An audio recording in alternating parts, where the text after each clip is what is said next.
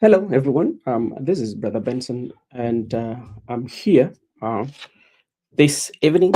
Um, and I'm still waiting for Makobura, Miguda, and Gypsy Corner, and I hope they'll be joining us soon. And we are very, very sorry for coming late. There was a technical issue, especially on the platform that we are using, and now we've fixed it.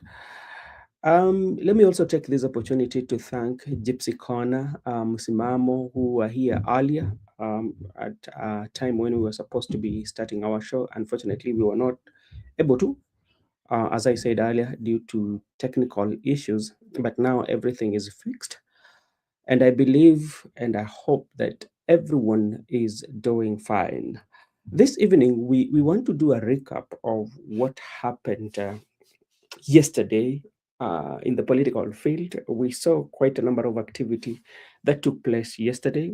There was the rally in Kisii County, headed by Shimbarati, especially that is the Linda Ground Group that are supporting the broad-based government. Also, we saw the wing of Sifuna, headed by James Orengo, the Siaya governor, was with Sifuna, Babu Owino, Caleb Missing. And they also had a rally or a function church in Kawangware. But what took the headline and that people are talking about currently from yesterday, it is the tear gassing of Rigathi Gachagua in the church in Odhaya, Nyeri. What happened? There's a kind of like some question that we need to ask ourselves, especially as the leaders of this country and the citizen of the country, especially when our political ideology do not converge. How are we supposed to handle it? Is the violence, especially in the churches whereby their children, mothers, the old people, is the best way that uh, uh, to do that? Some of them is a common sense, but we've seen this especially where the churches that Rigathi Gachagua usually attends. um we've we saw that when we saw that when it happened in Kariobangi. We saw that again in one time when he was attending in Limuru.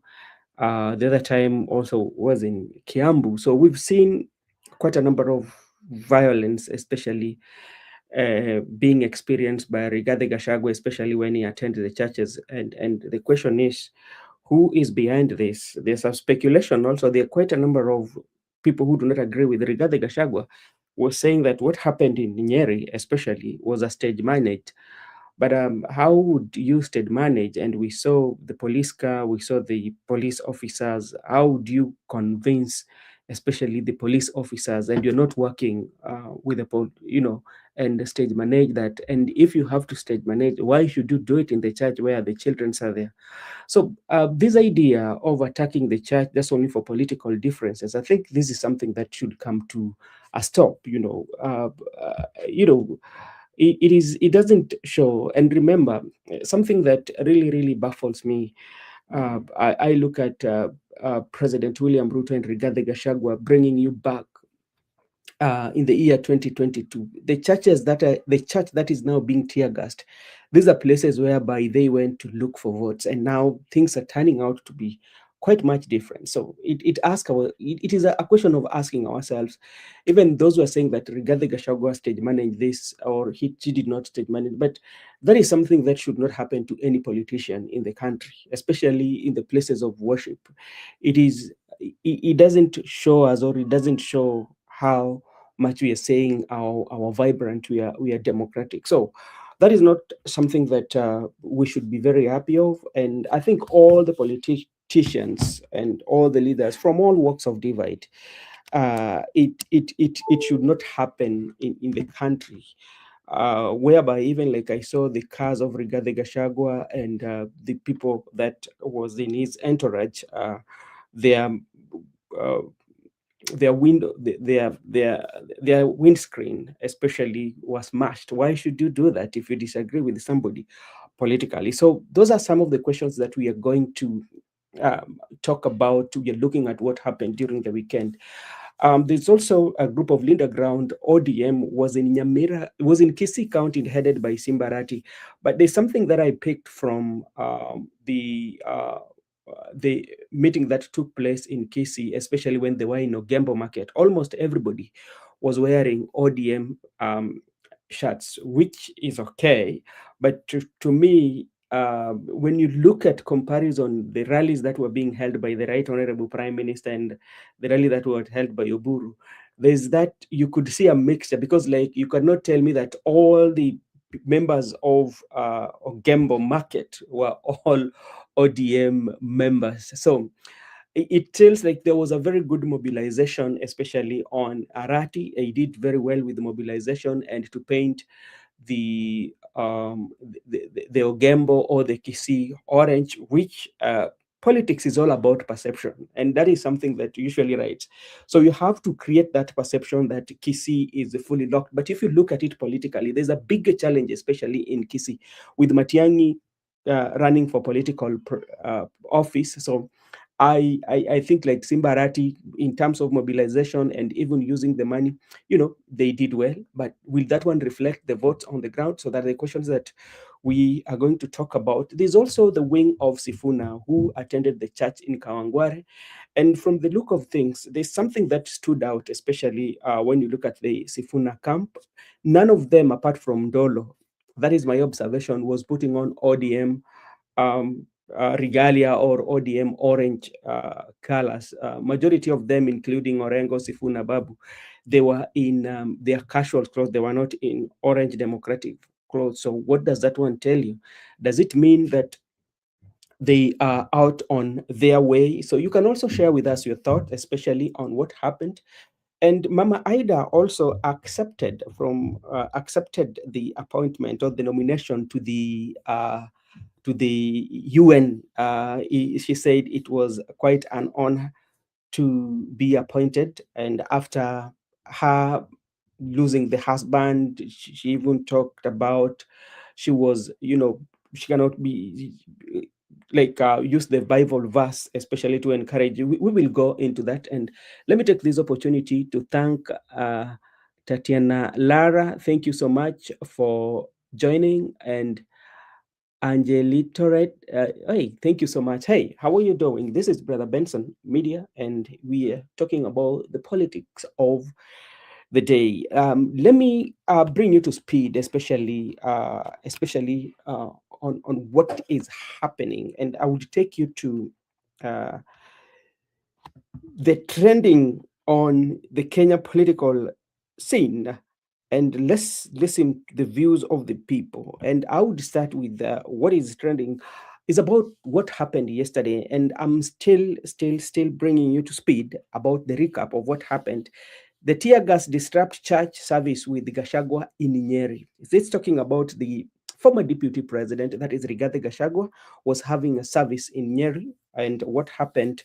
The police tear gas and the goons. We saw a photo of the police working hand in hand with the goons, and that one still asks the questions, begs the question, how low especially have we become, especially in a country whereby the police should give security to every citizen, and we see them working with goons. So this is, in a nutshell, on Sunday in Watima, this is the church Odhaya, Nyeri County. Tear gas was lobbed into the church, forcing everyone out amid chaos. Gachagua claimed a government killer squad targeted him for assassination and shared photos of smoke, damaged cars, and masked figures. He escaped through a fence with a local help, while police called the incident deeply regrettable, confirmed no injuries, and launched government investigation. Government officials condemned violence in worship places and vowed impartial probes, as opposition leaders decry it as a state terror, and some accuse Rigathi Gachagua of stage managing the event. So it depends from where you're looking at it. If you're somebody who is not so much interested with Rigathi Gachagua politics, you will say that Rigathi Gachagua stage managed this. But if you're a supporter of Rigathi Gachagua, what you will say, you will say that this was not stage managed. But now, let's be very realistic here. If Rigathi Gachagua stage managed this, what was the role of the police, especially on we saw the police who were, we saw some photos of the police who were working there with the some members of the public. Why would you stage manage that? So why then would you stage manage and to make sure that you put the risk of the worshippers uh, at risk, especially knowing very well that we have children, we have old people, we have all walks of life, we have women. Why would Rigathi Gachagua do that? So, especially those who are saying that it was a stage managed, but this is something that we need to condemn, especially in worship places. I do not know, or I do not have any reason to doubt that somebody can just wake up one day and decide to go and do what happened to Rigathi Gachagua or what happened in that church to an extent whereby closing the gate. No, there must be just only there must be a prior arrangement that was made. Somebody must be behind this, and we are waiting upon the political, or I mean, like the government agencies who are mandated to carry out investigation, actually to share with the public, especially what took place and what was the motive, and those who are held culpable, those who are responsible for that, should answer those questions. So those are some of the things that we are doing. And all in all, we are calling upon the president. The president should stop this. Everything lies with the president. And this one also does not put the administration of the president, especially, in a good spot, because, like, at the end of the day, the president will be accused of this, or he must be responsible because he's the head of state. And so I think this was one of those days that uh, I cannot even talk about. Let me take this opportunity. Hey, Wiki, how are you doing, sir? Wiki, how are you doing?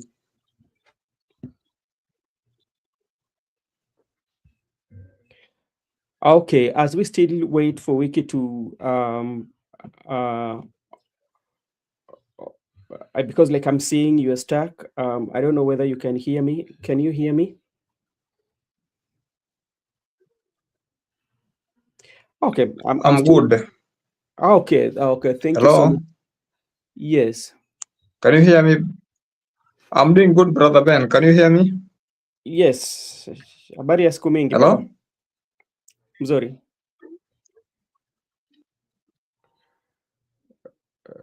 Okay, sawa sawa, kinakaa hatupatani vizuri, lakini bado tutakuwa tuna organize yourself, then you can let me know when you're back. Trufena Modoni sets Guinness record with 72 hours hugging over tree. You remember the story of Trufena?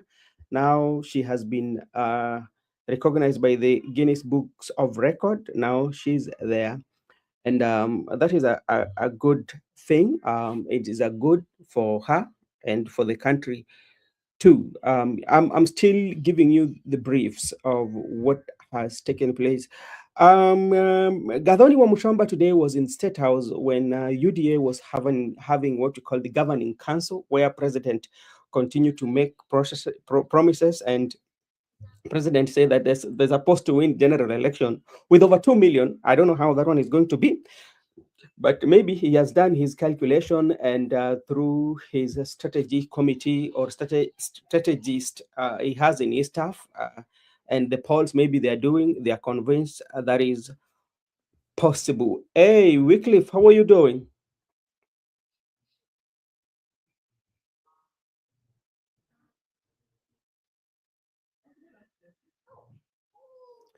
Okay, I don't. Yes, Mount Kenya should give us a break. This kind of attacks is planned and facilitated by Mount Kenya state allied politician. So, you agree now? Do you want to say that the way it is being said that Rigathi Gachagua really stage managed this? you don't agree with that.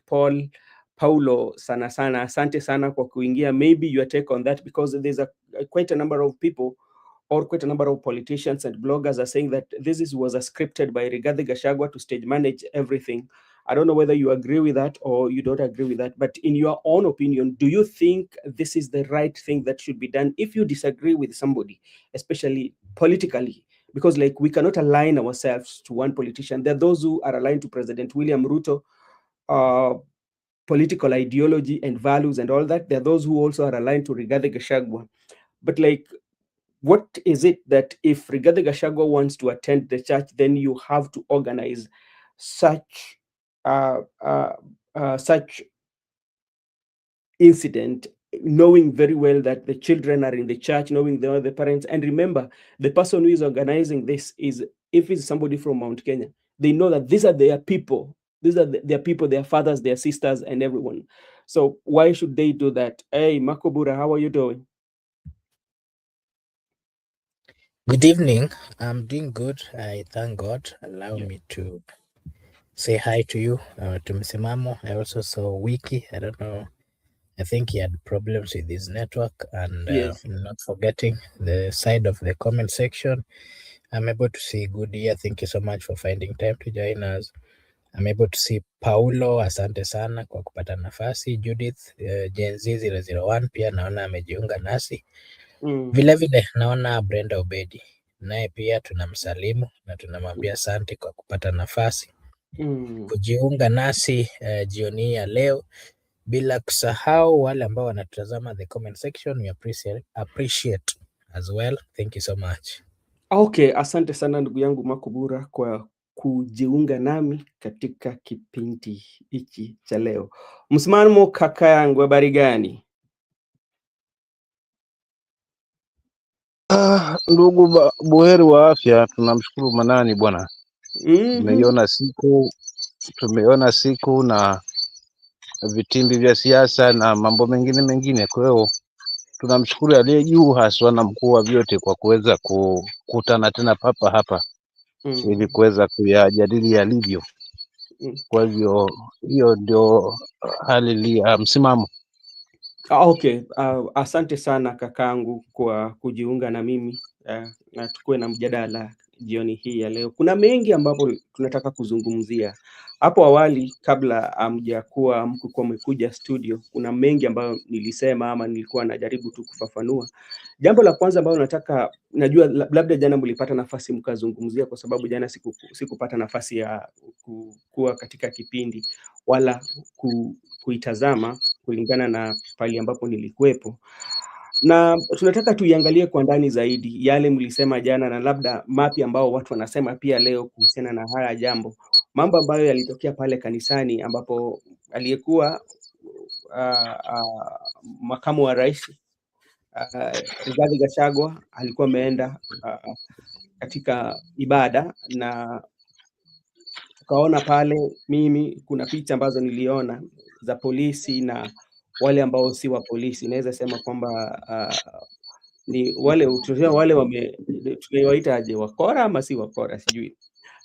Na vile niliona matukio, watoto wakilia, vitoa machozi zikirushwa ndani ya kanisa.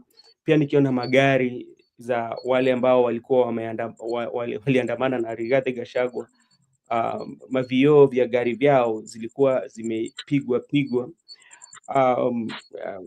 Hayo ni ya kwanza. Ya pili, pia tuliona pale Mama Ida ni kama alikubali yale kazi ambayo aliteuliwa na rais, na hili litabadilishaje siasa za ODM? Hilo pia liko pale. Jana pia tuliona wanachama wa ODM wale wanasema kwamba wale ambao wanachunga ground walikuwa kule Kisii, na kuna baadhi ya vitu ambazo mimi ndawaelezea, na pia tuliona vile mrengo wa Sifuna pia walikuwepo Nairobi. Hapo pia kuna swala ambalo tunaweza zungumzia, na tukipitia ya leo, Gathoni wa Mushomba alikuwa State House, ni kama amerudi UDA. Sasa utaangalia katika siasa zetu, kwa sababu Gathoni wa Mushomba ni mtu ambaye tulikuwa tunajua kwamba alitofautiana na chama chake cha UDA na rais, na akawa ni mtu ambaye anamkemea sana rais, labda alikuwa ni mtu ambaye alikuwa ametumwa, kwa sababu kuna ile mrengo ambao walikuwa wameunda ambao ilikuwa inaitwa chama moja, ambao walihakikisha kwamba wanataka kupigania haki za wananchi, kuhakikisha kuwa wananchi wamepata huduma bora, wananchi hali ya gharama ya maisha imerudi chini. Akamkosoa sana rais, na leo hii tulimuona pale. Sasa swali ni je, kwani alikuwa mbona alikuwa anafanya hayo yote akijua kwamba bado ako na rais? Mbona alikuwa anafanya hivyo? Vile vile tutaongelea sana tena mambo ya Mama Ida. Hapo nilisema awali, itabadilisha vipi mrengo wa siasa, ama itabadilisha sasa ODM itakuwa vipi? Jambo la pili pia leo katika mkutano wa UDA, rais pia ukiangalia kofia chake ilikuwa na ukiona ulikuwa na chama cha ODM mbele, lakini nyuma ilikuwa ni ya UDA. Inasema kwamba hiyo pekee inakuonyesha ishara kuwa mambo ya ODM kufanya kazi na UDA itafanyika liwe liwalo. Kwa wale ambao wanapinga, wanasema wanataka structured dialogue, na wale ambao pali wamefika, niliwaambia siku ile, pali ambapo imefika hapa, hakuna cha mambo NDC ambao watu wanaita, hizi hazitafanyika. Uamuzi shafanywa tayari. Kumbuka wakati ambapo tulikuwa tunazika Raila Odinga, Mheshimiwa Rais alisema kwamba atahakikisha kwamba chama cha ODM haitarudi upinzani, na kuna mtu ambaye unaojua, inamaanisha kuwa yumo ndani ya ODM. So swala ni hayo. Asante sana. Labda nikianza na we Msimamo, jana mliongelea, hebu tuambie kulingana na kuanzia jana mpaka leo, watu wanasema kwamba hili jambo ambalo lilitokea kwa kanisa ilikuwa ni mpango wa Rigathi Gachagua, mwenyewe ndiye alipanga kisiasa. Lakini pia kuna wale ambao wanasema haya haikukuwa ilipangwa, lakini ilipangwa na wale watu ambao wakubaliani na Rigathi Gachagua kisiasa. Lakini swali ni je, mbona uweke watoto walipe, ama wana kanisa ama waumini walipe kitu ambacho hao wenyewe wajui? Why do you have to put the congregants, the children who do not know anything about politics, to pay those prices? Why do they have to pay those prices if you disagree? Because I believe, my friend Msimamo, such like an event, it is not one-time event. And I will read for you a statement from the dailies. Yes, today's daily, where I got a daily say that all this was planned, and somebody who was speaking was a police officer who was speaking. What do you think, and where does this one put our political mannerism?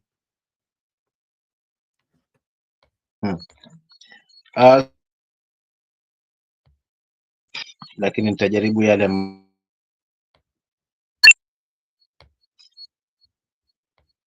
Kuna mtu anashughulika na mic. Napatikana? Na kupata vizuri.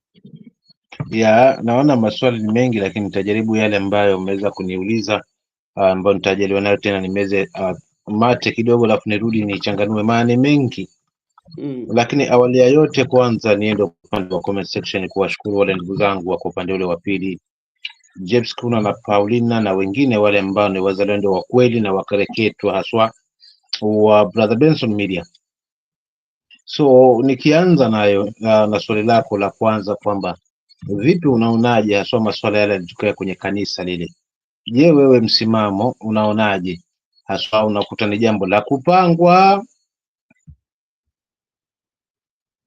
ama ni mipango ya upande huu wa pili ambao ni wa serikali? So to me, jana sikuwa sana kulifanyia njuga zaidi, nitaka kungoja kwanza serikali itajibu namna gani, ndio hapo sasa nitaanza kujenga hoja na kutaka kujua sasa kimtazamo wangu haswa machele yangu yatanipeleka wapi. Nikasikiza watajibu nini, nikasikia masuala ya haraka kufanyia uchunguzi wale ambao wamehusika na ile kambi wanalani. Najua ile ni kawaida ya serikali kwamba hayo mambo yamefanyika, tunayalani vilivyo, kwa hivyo tutafanyia hatua za kisheria na tutahakikisha kwamba kila kitafanyika haraka iwezekanavyo ili wananchi wapate kujua. Sasa hizo ni kauli za kawaida tumezizoea kwamba za kusukuma tu mlevi, lakini nikafuatilia zaidi haswa, kuna mbunge ambaye alikuwa na uwiana haswa na Gachagua.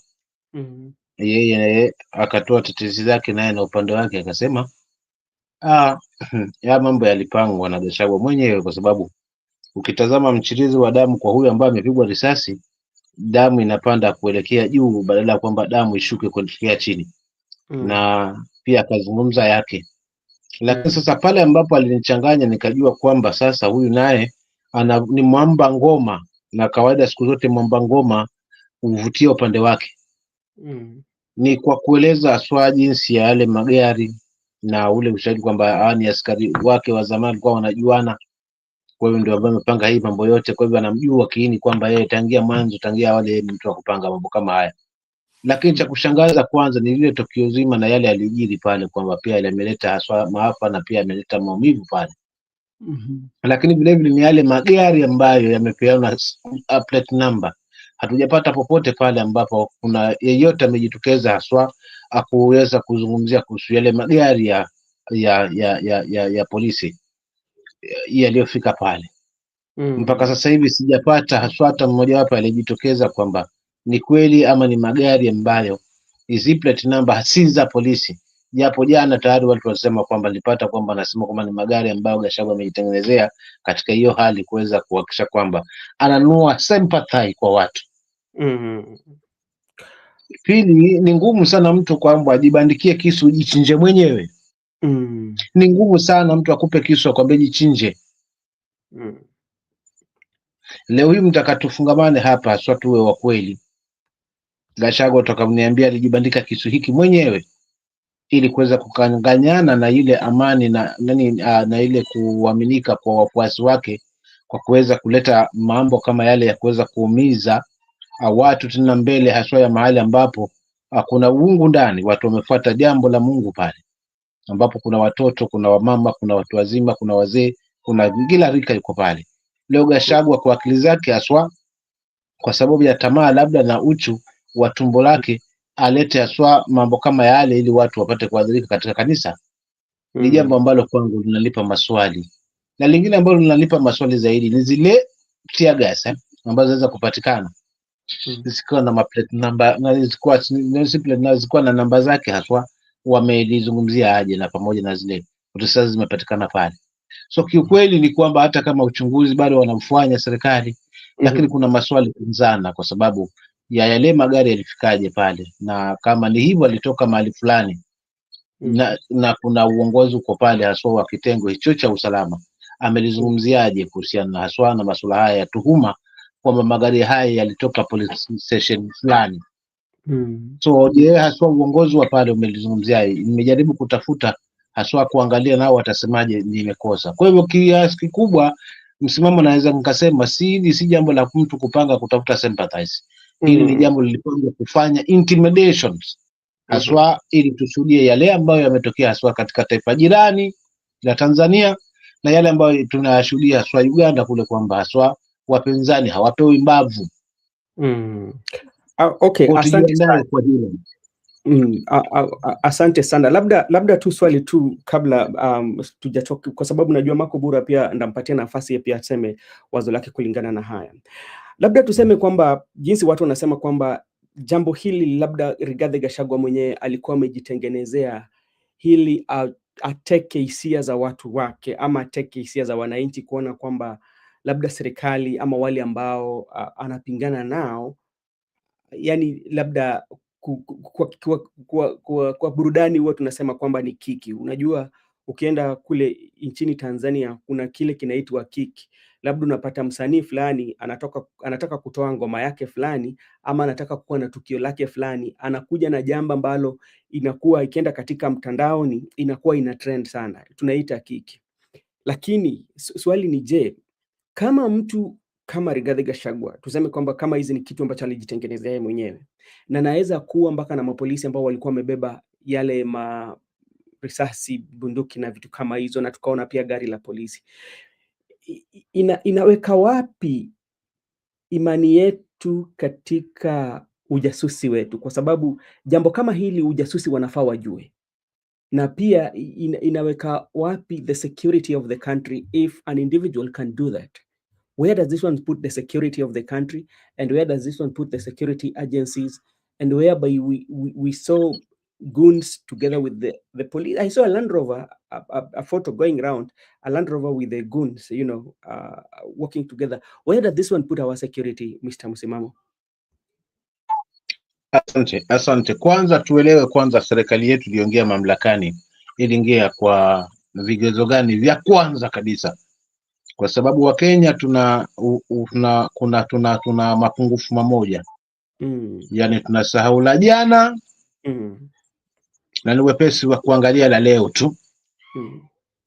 Alipoingia mamlakani, kwanza vitu fulani alivikimbilia zaidi. Kwanza alikimbia bunge, lakini vile vile alikimbia mahakamani. Alafu vile vile pia alikimbia haswa kwa upande wa usalama, na maanisha haswa upande huu wa polisi. Maana ndio pale tuliona kwamba chiefs, county commissioners katika hii regime wakiwa wako mbele hata zaidi ya magavana. Kimtazamo wangu. So kutokana na hili sasa ni kwamba vyombo hivi ambavyo ni vya usalama ambavyo vinafungamana na hali kama hii, itakuwa ni ngumu, kwa sababu maybe walio pale, hasa kimtazamo wangu, kama watakuwa wanafungamana na rais ama na serikali iliyopo, itakuwa ngumu mno. Kwa sababu kimtazamo wangu, kile ambacho tupo sasa hivi kama taifa, tumeregeshwa pale order from the above. Na if it's a matter of order from the above, we do really know the consequences. Kama kizungu si ndomo yangu, kaka, utanikosoa kidogo. Tunajua hatima yake na yale ambayo yatatukumba kama ni hapo, kwa sababu judge ataweza kuongea kwanza yale ambayo yanatija, maana ukipingana na serikali, you are in for it, you are in bottle top of trouble. Yes. So kusema kwamba kwa nini vyombo viko pale na vifanyi, kwanza ni tuangalie viko under regime ya nani. Kwa sababu cheo cha urais ni nembo ya taifa. Ni kwamba wewe ndio kusema kila kitu, kwamba wewe ndio the final decision, wewe ndio kila kitu. Kwa hivyo ni yale kwamba watu wanakosana kule, amefika mahali na wao waonyeshe ule ujasiri wa uongozi. For instance, haya si mara ya kwanza tunashuhudia Gachagua kufuatwa kanisani ama nje ya kanisa. Unataka niambie huyo muda wote hayo mambo yote tukiyafungamana pamoja, vyombo havijaweza kujua kwamba hii ni la kupanga ama hili si la kupanga? Na kama walijua hili ni la kupanga, huyu mwenye kupanga amechukuliwa na hatua gani za kisheria? So kwa kweli mimi nitaachia pale, kwa sababu ndugu zangu hapa wapo, sije nikanini, lakini kwa kweli na maswali kwamba hili si la kupanga, hili ni la kupangwa, na outcome yake ni kwamba tu wacha tutishie, tuvunje haya makali ya hawa jamaa, alafu tuendelee kutanua. Na pia utanipa nafasi angalau muda si mrefu nijadili hili la Mama Ida kabla hizo pointi zitoke.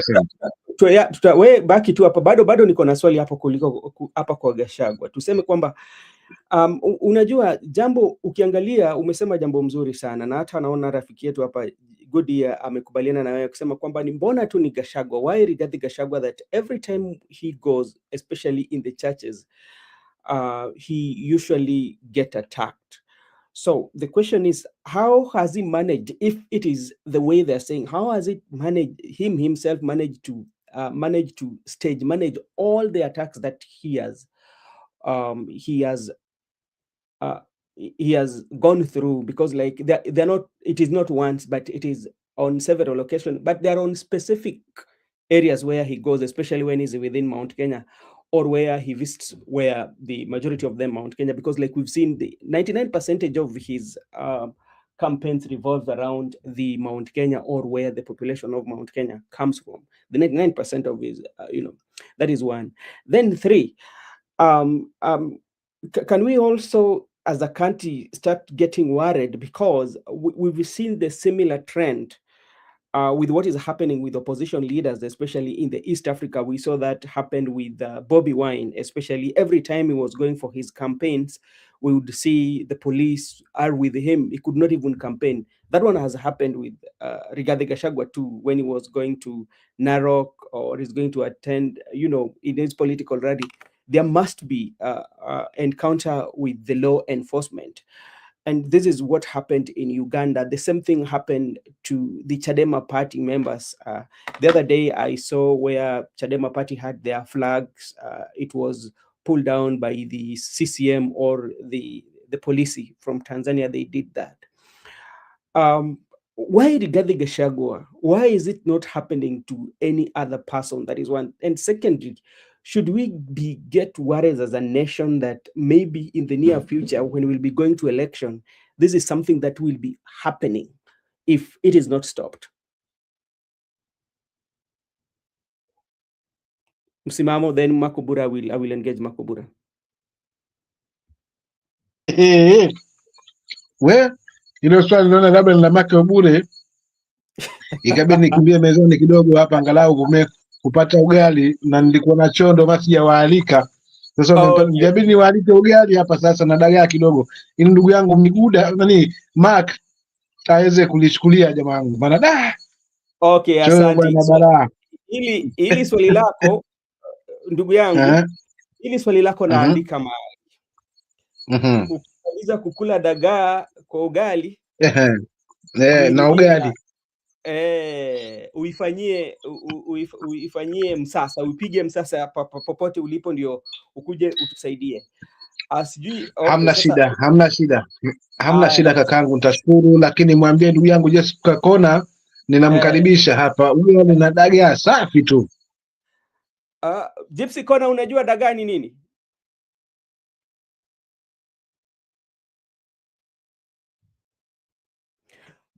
Inaitwaje? Inaitwa dagaa kwa Kiswahili? Ya dagaa. Sasa labda pengine nimweleze kwamba huku kwetu tunasoma Kisumu boys. Wadogo wale mnaofurahi. Alafu lakini pia huku wako kwetu nako pia tuna wao Kisumu boys, lakini mfumo kwa wanakaa kwa bahari tunaita Kimalawari. Unajua, kabla hujaenda kakangu, kuna wakati ambapo nilikuwa nasikiza jamaa mwingine Mswahili alisema katika samaki ama katika chini ya bahari, dagaa ndio samaki peke yake ambayo ina ujasiri, na ujasiri wake ni kwamba hata ukiua ama ukiiteka, hakuna siku bado itakuwa inakuangalia tu, hata itakuwa inakuangalia, hata ukikula bado itakuwa inakuangalia tu. Inasema wewe ujasiri. So hakuna siku unasema kimefunika macho, itakuwa inakuangalia tu. Dagaa ndio hiyo. Yaani mpaka sasa hivi ujasiri huo upo, maana nikitazama kwenye kibakuli changu hapa, japo nimeweka pilipili angalau macho yale yafumbwe, bado ananiambia mimi ujasiri na kuangalia, na mimi napita naye hivyo hivyo. Ndio hiyo sasa. Asante sana. Mimi kakangu na kusubiri, bado tutakuwa tuko hapa tukiendelea na majadiliano na kuzungumza. Okay, thank you so much, Mr. Makobura. Makobura, there's a lot that has taken place. And before I invite you even to make a comment, I was going through Pauline Njoroge post, and this was posted 11 hours ago. And this is what Pauline Njoroge said. I quote him: "The circle of Nissan that ferried goons to Witima ACK Church in Othaya is known. Some of the goon faces have been exposed, and so have some of the gun-wielding officers who were seen accompany the vehicle. Making arrest should not be difficult, should it? There are reports that I quote, this is not my words, there are reports that President William Ruto has spoken to Anglican Archbishop Ole Sapit and the Bishop of ACK Mount Kenya West, informing them that he was not aware of the planning or staging of the attack on the church. If that is indeed the case, then it is squarely in his interest to demand swift and decisive action to rein in the individuals within his cycle who have clearly gone rogue." Yes, so that is what Pauline Njoroge is saying. She's saying that the president has called the members that the SEK leadership. I'm not very sure that I quote him. And you know, Makobura, before even you go, there's something that I want to read for you, because like you know, sometimes we need to do this research, you know, and at least come and discuss issues. We don't just want to come and talk about. I pick a clip. I pick like a small page on a Daily Nation that was done on January 26. Yeah, and this report, I quote, was reported by somebody, Gitonga Marite and Mwangi Mwiruri. This is a column on Daily Nation. Yeah, and this is what they say. Uh, they said the political violence. They said the incident attack on former Deputy President Rigathi Gachagua during the church service in Othaya, Nyeri County yesterday was allegedly planned days in advance in Nairobi. An officer who was part of the operation claimed. The officer said they were given orders to ensure minimal interference with the plan. He told Nation that a team of 15 officers were assembled in Nairobi on Friday and instructed to disrupt a service that would be attended by Rigathi Gachagua at Witima SK Church. The team was allegedly instructed to link up with about 26 youths from Nyeri, where local police were ordered not to interfere. So this is something that is reported by a Daily Nation. This is not my own writing. This is a literature for today. The Daily Nation, one of the dailies, is reporting. So from this, they are saying that this was planned prior, before the day, and some local youth members. And like now, this is where Makubura sometimes I usually blame the youths. As much as you want to say you want a good leadership, you want everything to work, the people that you are attacking, these are your people. These are the people that you go to same church with. These are the people that your kids go to school with. These are the people that you share majority, you share with them the same market, if it is indeed. So what are you telling me? That you want development and you're killing your own people. You're making your children to be tear gassed just because of a political, you know, sometimes we need to wake up. You know, your community, you're bringing fights in your community. This is your community. You're making the children of your brothers, children of your uncles. Yeah, because like when you go to, let's say like when you go to the place where you are, the people who are there are locals. Yeah, the people you know, for instance, Makobura, you can take a typical example in your local area. You know the churches, you know who are in those churches, especially churches like SEK. We know what the people from what home, the children from what home go to these churches, because these are people we play with.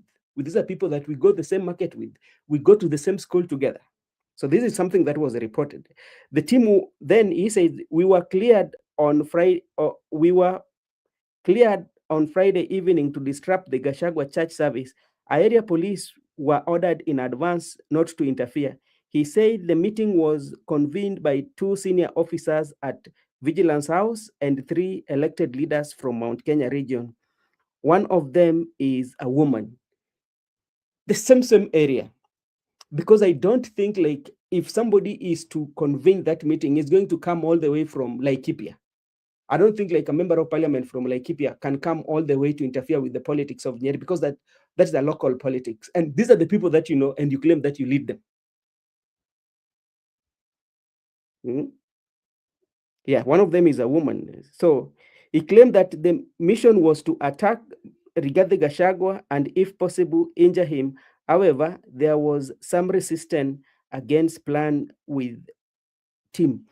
Why then would you want to injure Rigathi Gachagua? Does it mean that he's so much powerful that the only thing that you can do is to hinder? But at the end of the day, how is that one going to help you politically? So Makubura will continue to read this. You can also weigh your thoughts on this.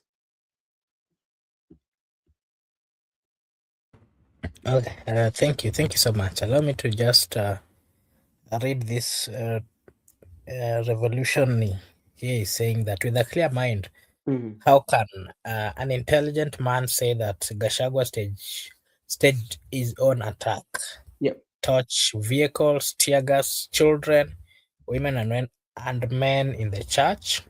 Are we using some ugali or porridge for brains? There's also a comment here from Paul. Paul here is saying that it seems that there is a big enmity between Gachagua and the Gema state allied politician. These politicians are trying to pin down Gachagua because he's campaigning against them at the ground. Okay, allow me to give my take on this. To me, I think that is the worst thing.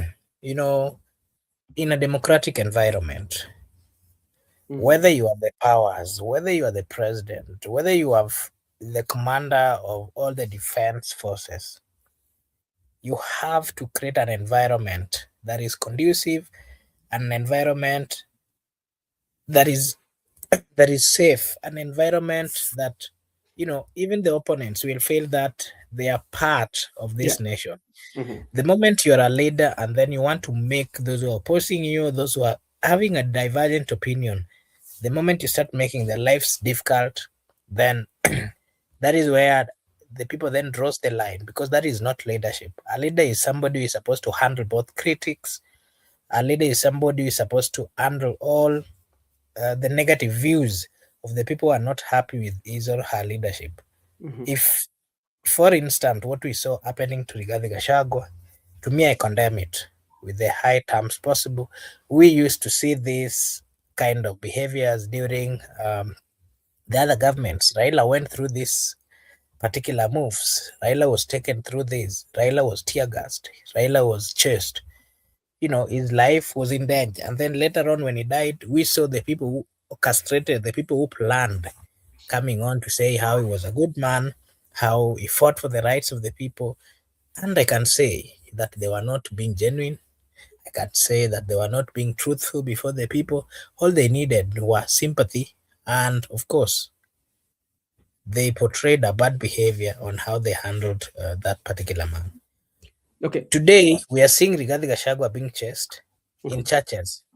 That is the worst form of behavior, because church, Kenyans are, majority of them are religious people. And again, majority are Christians. Christianity dictates and clarifies so much. Churches have to be respected. Mhm. We believe as Christians that in those churches, there is God. Whenever two or more people are gathered and they're speaking about God, God is there. Why? Because of politics. Why? Because somebody is saying you're not the right person. Why? Because somebody is saying they are interested in positions. Why would you make it to an extent of throwing tear gas, coming with guns in the church compound, Mhm. just because of politics? Why would you hire youths? Meaning, what are your intentions? Because whenever people are hired, whenever guns are being used, Mhm. there are higher probabilities that people will be killed, people will be injured. There are some people who have never seen guns. There are some people who have never seen tear gas. Why would you tear gas them in a church compound, in a church building, just because of politics? I think that is bending too low. And to Mhm. me, I want to direct this to the president. This country belongs to the people of Kenya. The president, while being sworn in, he did promise that he will protect the people of Kenya. Protecting the people of Nyeri or the people who attended the church, it is part of what he promised. We remember him carrying the Bible. He Mhm. did not promise in that Bible while carrying it. Again, look at the Constitution of the Republic of Kenya. It is very clear. It says very well that you have to respect the humanity, the rights of the people, the right to worship. Whether you like it or not, you have to respect that particular right. It is very insane. It is very inappropriate for a Mhm. leader, and people are not going direct. This country is being headed by William Samoei Ruto, who is the president. And you cannot tell me that whatever was happening in Nyeri he doesn't know. He knows. He's the president. We have the NIS. If it was being planned, and of course, based on what we've been reading, based on the information that we've been getting, the president needs to be very clear and categorical. There is nothing wrong, people competing. There is nothing wrong, people giving their views. That is what Raila fought for. If truly saying that you want to continue the narrative or the views of Raila Amolo Odinga, then we are not being truthful. Raila gave people space to speak. Raila never sent people to go to kill or to maim or to make the lives of his opponents unsafe. Yep. It is improper, just like I've said. The president, through the cabinet secretary in charge of internal security, CS Kipchumba Murkomen, they need to be held accountable. The security apparatus that are heading the Nyeri County, the commander, the you know, all those people who are coming from that particular region of Nyeri, they need to be held accountable. They need to give clarification. Whether you're supporting somebody politically or not, their lives matters. More so, the lives of the people of Kenya, when they're expressing, their views also matters. Mm-hmm. The right to religion, the right to, to worship really matters. That has to be respected. And I still blame the government, starting from the head of state to the relevant authorities that are in charge of security in the Republic of Kenya. We should not court this. We should put it open so that we fight. This is part of, what we are called for as a human being. We have to protect others. When you see somebody wanting to kill fellow human, you have to stand out, whether they are coming from your tribe or not. It is wrong to chase people in church. It is wrong to chase people in worship places. It is wrong to throw tear gas within the church compounds. It is wrong to maim people just because they have different political views. If we don't criticize or we don't come out to say these things, Kenya will get to where Tanzania and Uganda is. In Uganda, look at what is happening to Bobi Wine today. He's being searched just because he was a presidential candidate. Yeah. He's being looked for. They want to arrest him just because of things which are not clear. So we have Marco to come Bura, out as a people and condemn the bad behaviors that we are seeing in this government. okay, thank you. Does it worry you as a citizen of this country? Because the similar incidences, especially we've seen with the opposition leaders or those who are opposed to government, we look at what happened to the Chadema people like Tundu Lissu. We have people like Lema. We come to Uganda. We saw that during the campaign with Bobby Wine. And the similar it's the use of law enforcement, especially to carry out this is kind of like similar. Does it worry you as a citizen of the country that if this one does not stop? It seriously worries me. But the good thing, one thing that I know and I believe, when there's bit that we can accept, there's bit that we can condole. Mm-hmm. There's bit that we can say you can continue with that, but I can tell you for a fact, we have a people, we have a citizens who love one another, and it has been portrayed by the many good acts, the many union within the citizens themselves. When the right time comes, the president should know that under his leadership, whether he's the one giving the instructions or the cabinet giving the instructions, at some point, when the right time comes, the citizens will not tolerate. Look at what happened. I'll give you an example. This government is forgetting, and they might be in control of police. They might be in control of the armies. They might be using the armies and all the defense forces to arm the people or to show how powerful or mighty they are. But one thing I can tell you, at the right time, the people will get fed up and they will be shown that enough is enough. So Marco that is Bura, one thing they have to know. Thank you, and just hold on. I want to give you the word, we call it the worrying trend. What has happened, and if you're very keen enough, all the incidences where it has happened that the police have lobbied tear gas, especially to where Rigathi Gachagua in, one thing that is standing out, is that all these places, they are either in Mount Kenya or areas that are perceived or are the larger population or the higher population are people from the mountain. There are 9 incidences, and I will give you. One of the first one was in October 4th, 2020. Police lobbied tear gas at African Independent Pentecostal Church of Africa, AICPCA, in Kenol, Muranga County during a worship service that was underway. That is one. Then another one happened in July 16th, 2024. Police disrupted a prayer service at Cheson Generation Church in Nakuru, stating that they were pursuing demonstrators in the area, that is the church. Again, there was then there's also July 24th.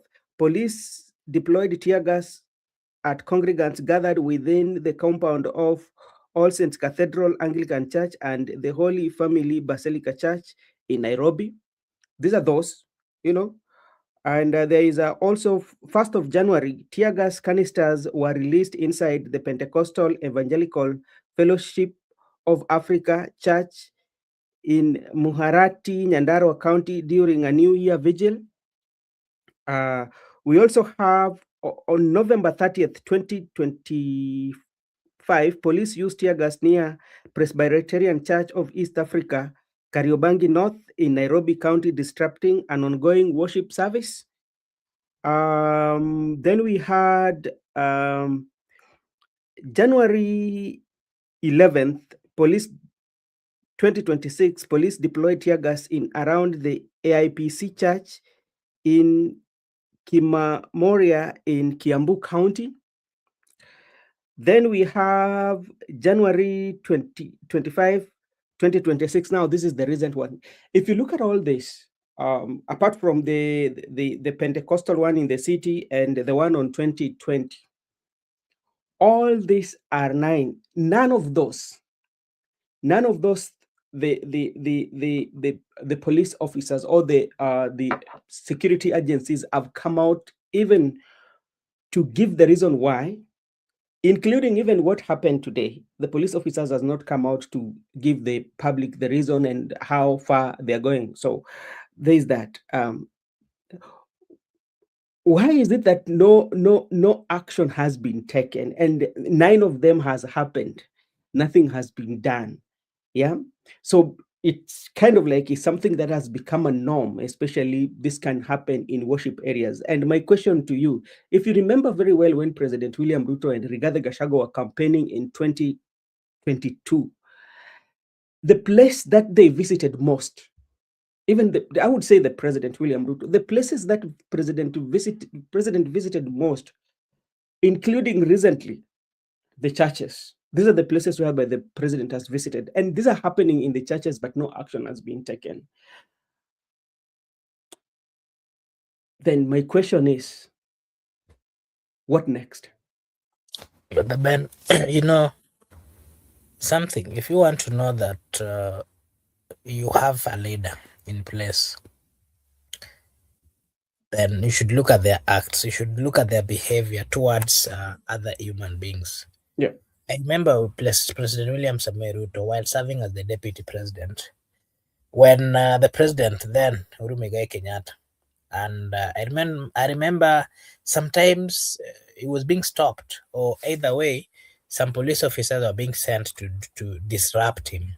Mm-hmm. If you can vividly remember, he even cried and shed tears and told the former president that, yes, we know you are the son of dynasty. Yes, we know you have the power, but you should know that there is some God who is more powerful. I think those statements needs to be directed to him. If he truly believes and is a true Christian, then he should know very well that whatever you do to your fellow human being shall be done to you, and do to others just like you'd want them to do for you. I think that is one very that very important thing that we need to remind the president. He is the president today, but he'll never be president forever. He should not try to create an environment that is going to destroy the future of this country. We should, as a people, come out and call him. Personally, me, I'm not a supporter of Rigathi Gachagua, but I'm a human being. If Rigathi Gachagua is not being treated well, there are possibilities that you or your brothers or anybody that you know would not be treated well just because they're having a divergent opinion. Yeah. And the Constitution of the Republic of Kenya gives that particular mandate to the people of Kenya to give their views freely. There's nothing wrong criticizing. There's nothing wrong reminding the leadership of what they're supposed to do, because that is part of the role of the opposition. That is part of the citizens' role to remind their leaders. If because these people are being paid by the taxes of the people of Kenya, so they need to be held accountable. The president should know. And hii mambo ya kuenda kona kona, this thing should be directed to the president, and we need to tell the president that we have matured as a country in terms of democracy, in terms of quite a lot. Let's call a spade a spade. The president has to make orders to whoever is concerned, starting from the cabinets in charge of security, that the people of Kenya are not happy on how they're handling the opposition, on how they are handling the people of Kenya who are having a divergent opinion. They are Kenyans. Their voices has to be heard. They are part and parcel of this nation. They are paying taxes. When they pay tax and they feel their money is not being used well, then they have the rights to condemn. They have the rights to remind the people in leadership of their role. I've seen a comment here from Shaima saying that Kenyans are afraid of Ruto. He will do anything he wants and we shall do nothing. Try demos waone utauliwa. I don't think Kenyans are afraid of William Samoei Ruto. If there are some people who are afraid of William Samoei Ruto, then those people, maybe they do not know where they belong, why they belong to this world. Because let us be very categorical. Makobura. Allow me to just finish this, because if we continue this narrative of the people of Kenya are afraid of the president is a human being. The president is a leader elected by the people of Kenya. Why would you be afraid of a leader, somebody you woke up very early in the morning to go give a chance to lead you? At what point are you going to come out to remind him that you promised us this and you've not delivered? At what point are you going to remind him that the economy is not going the right way as he had promised you would drive the economy? If you are afraid of a president that you woke up to elect, at what point would you come out to remind the leadership that the people are suffering? At what point would you come out to tell them that abduction is not the right way to go? At what point did you come out to remind them that the citizens are not happy, they are suffering, they cannot afford their daily needs? If you are afraid of the leadership that you wake up to elect, then if we are afraid of them, then why are we even talking about elections? We should then forget about elections. We should then not participate in the election. But since we are waking up, and since we are concerned as a people, since we are paying taxes, since our money is being used to build affordable houses, since we are making a lot as a people, we need to be part. We need to remind the leadership of their role. That is the mandate of every citizen in the Republic of Kenya. If you have a mentality that you are supposed to fear the leadership, that is when they start having the bad behaviors. That is when they start abducting the people. That is when they will start killing the people. That is when they will start tear gassing and using guns within the hospitals or the church areas. So we need to come out and be very categorical and call the bad behaviors in the leadership. And of course, that is our role as a people. Okay, there's a comment here. I'm reading a comment here. This was said by Betty Maina. This is a Moranga MP, and I would tend to question her intelligence and her thinking. I wish she could make me understand.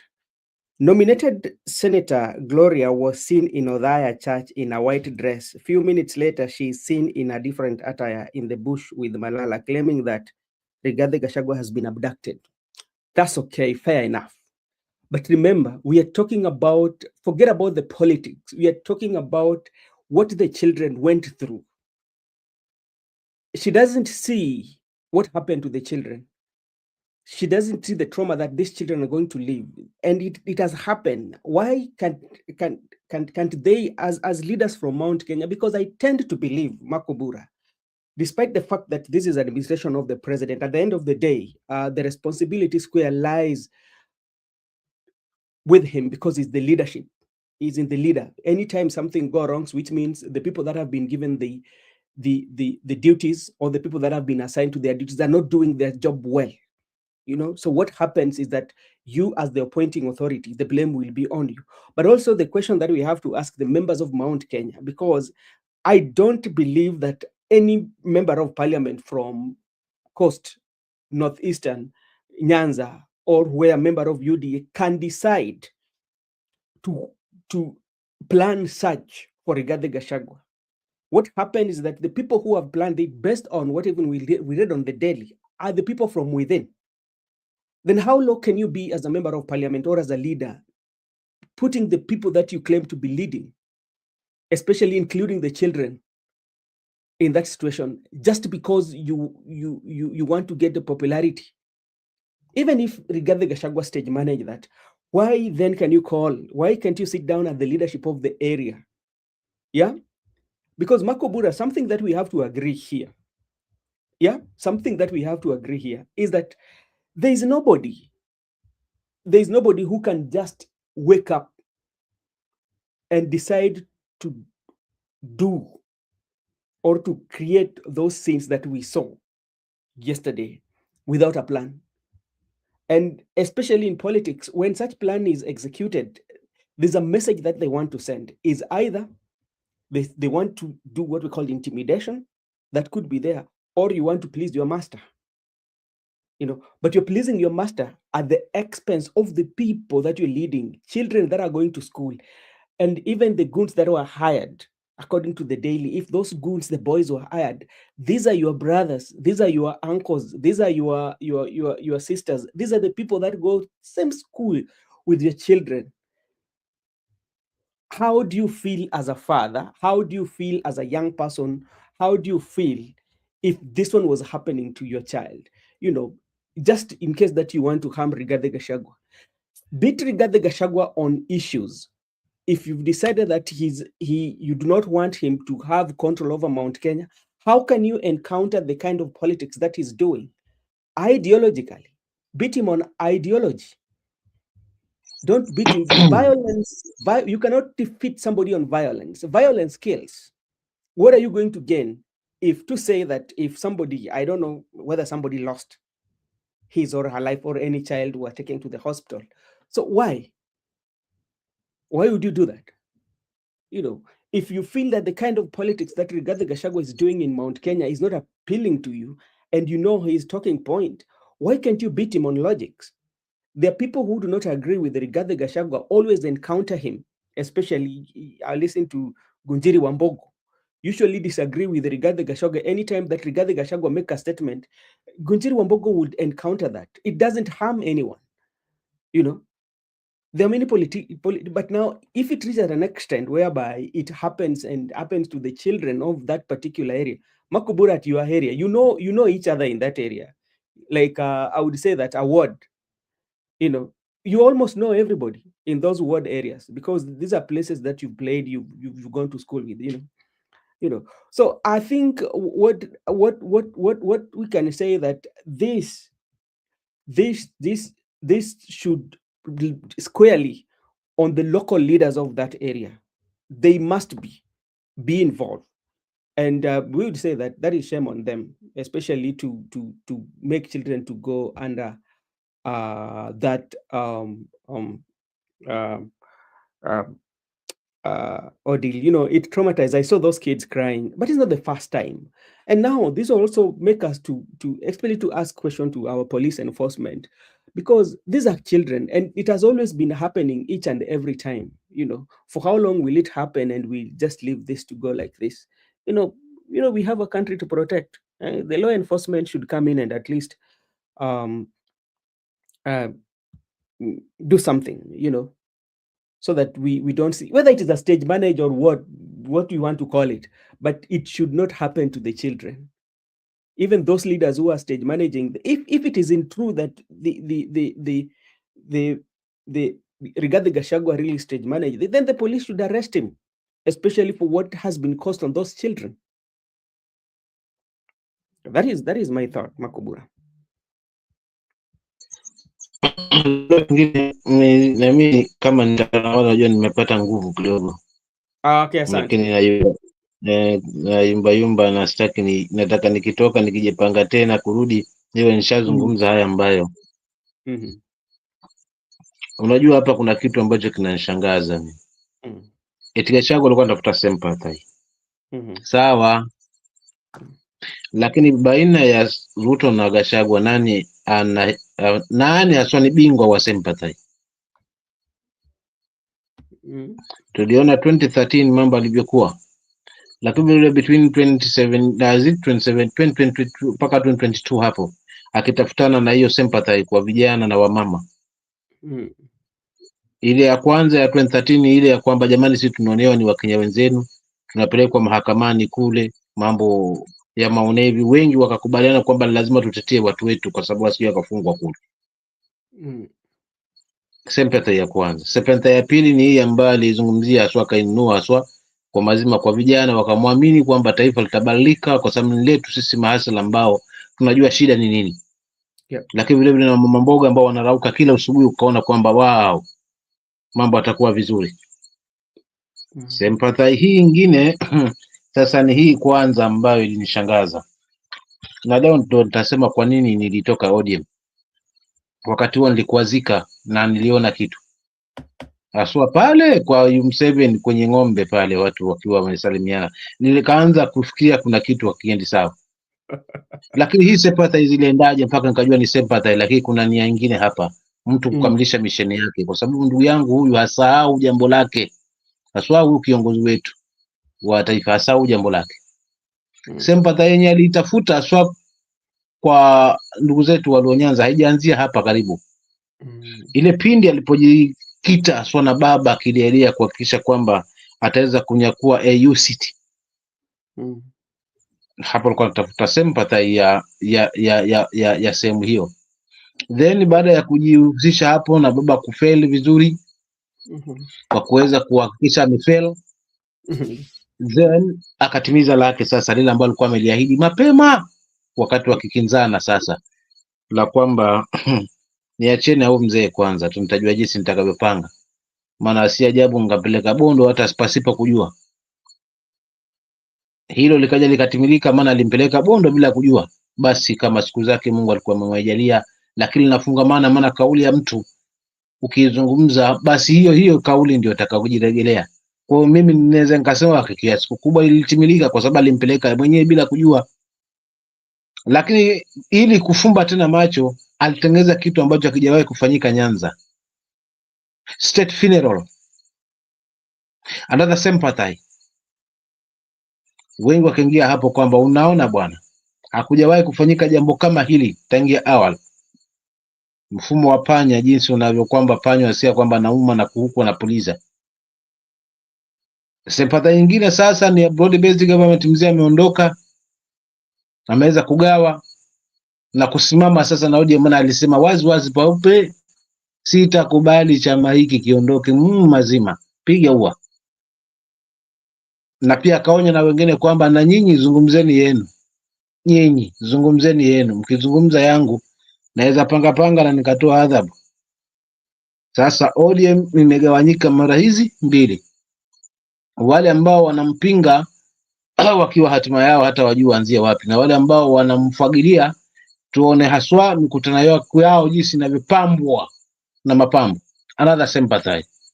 Sasa hivi watu njia panda, hawajui wananchi wafuate broad based government, maana huko ndiko ambako viongozi wameweza kukushikilia haswa na party leader, ama waende wapi kwa kina Sifuna na kwa kina Babu. So mimi kimtazamo wangu kama ni sympathy, basi Kiruto anaongoza kwa hizo haswa mfano yenye imeweza kuitoa hapo ya kuweza kununua sympathy. Maana sympathy ya mwisho sasa hivi ambayo ipo ni kuwapa Wakenya matumaini tunaenda Singapore.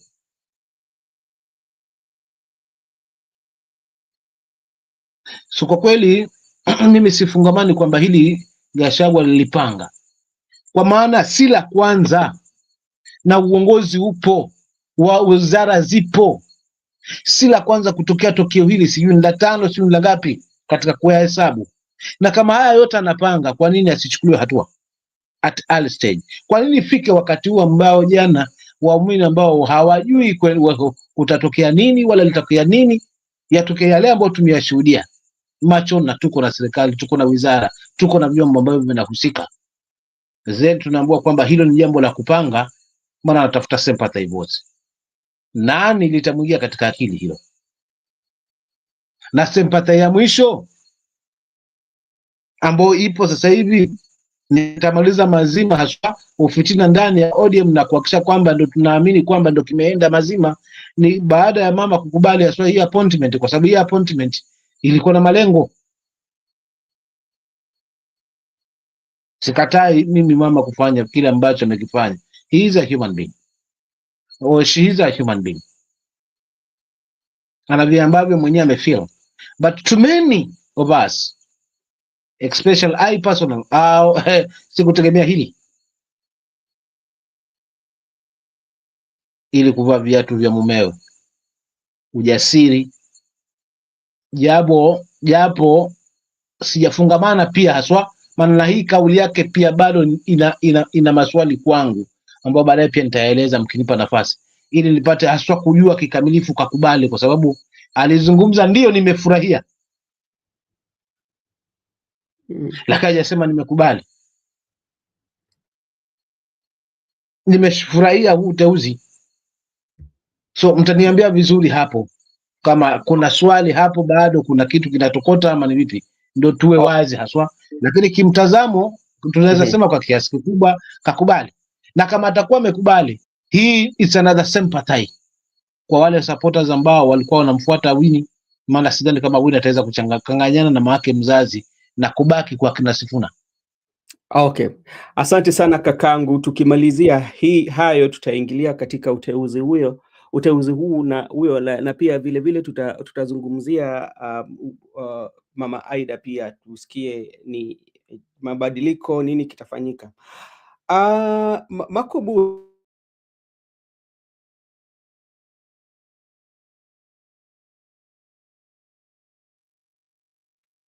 You're muted.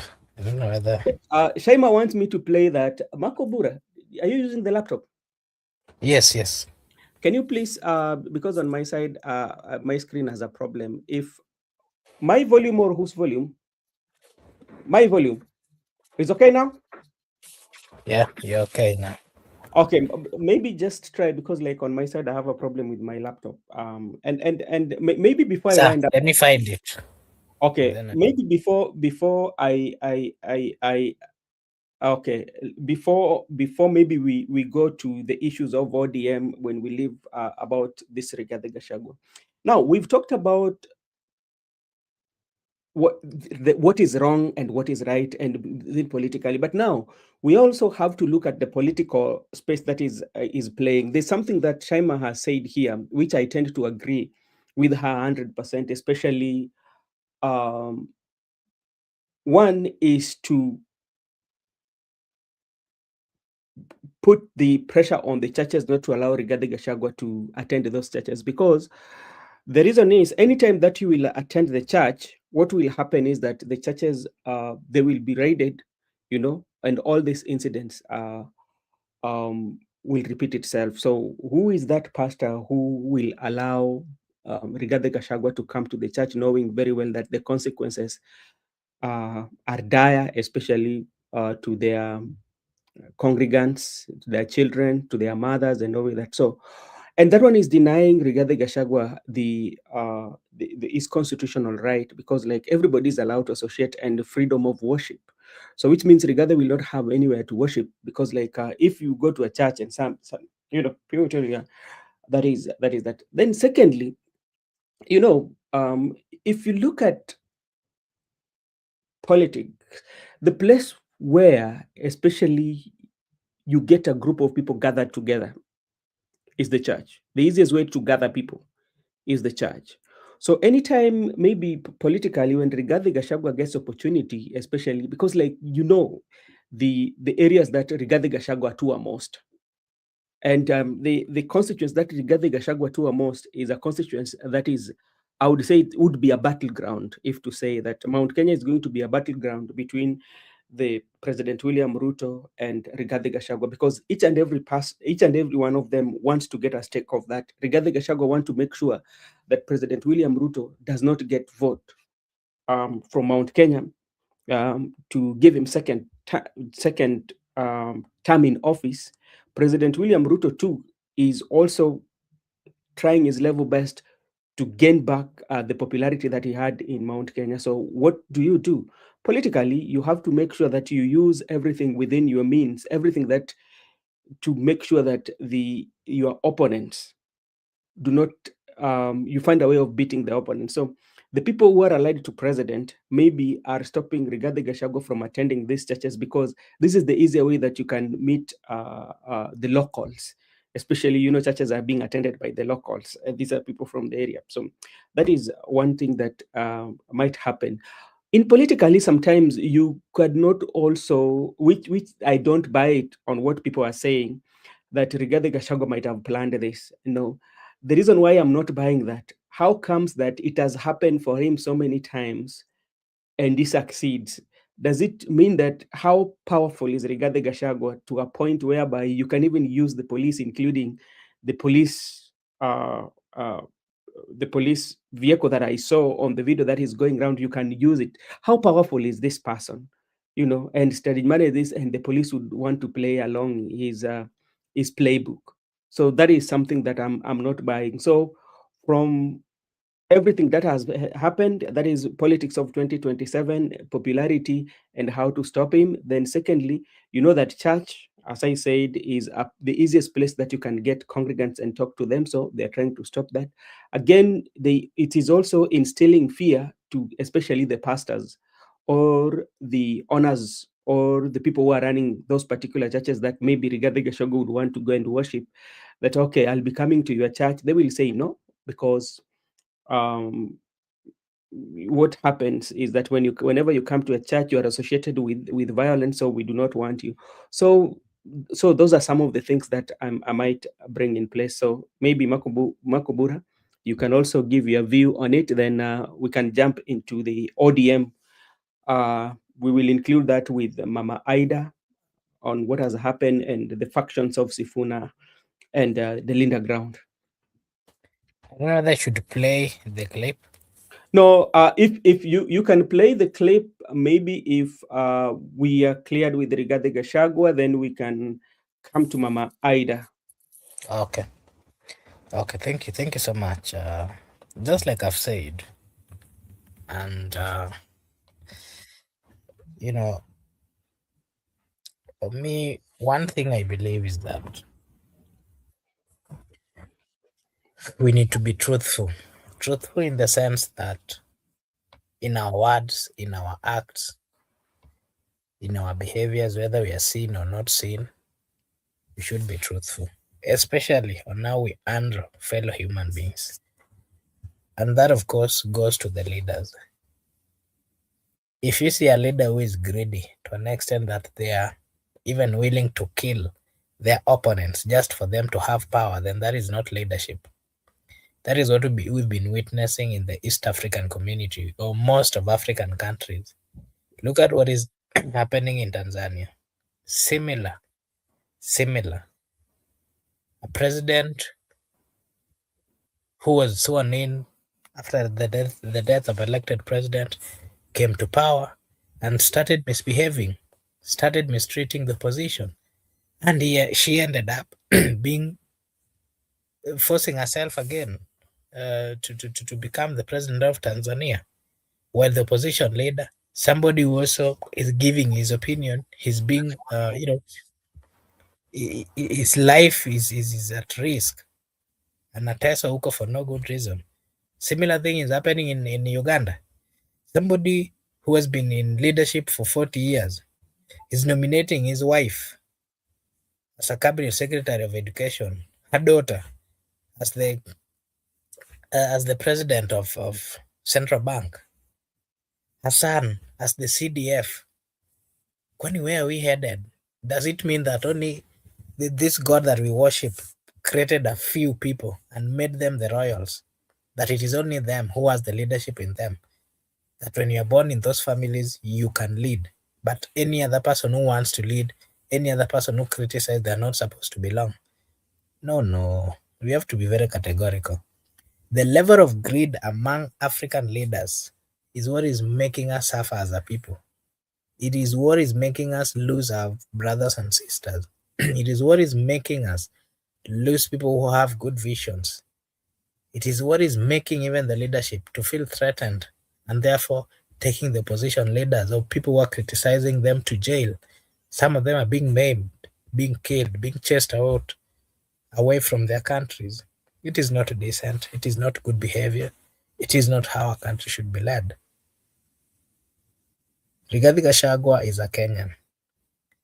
If he wants to do his politics, he should be allowed to do his politics. And again, we have to be very categorical as a people of Kenya. We are not supposed to just sit down and relax and see people who are having different views being killed or being maimed or being thrown to jail.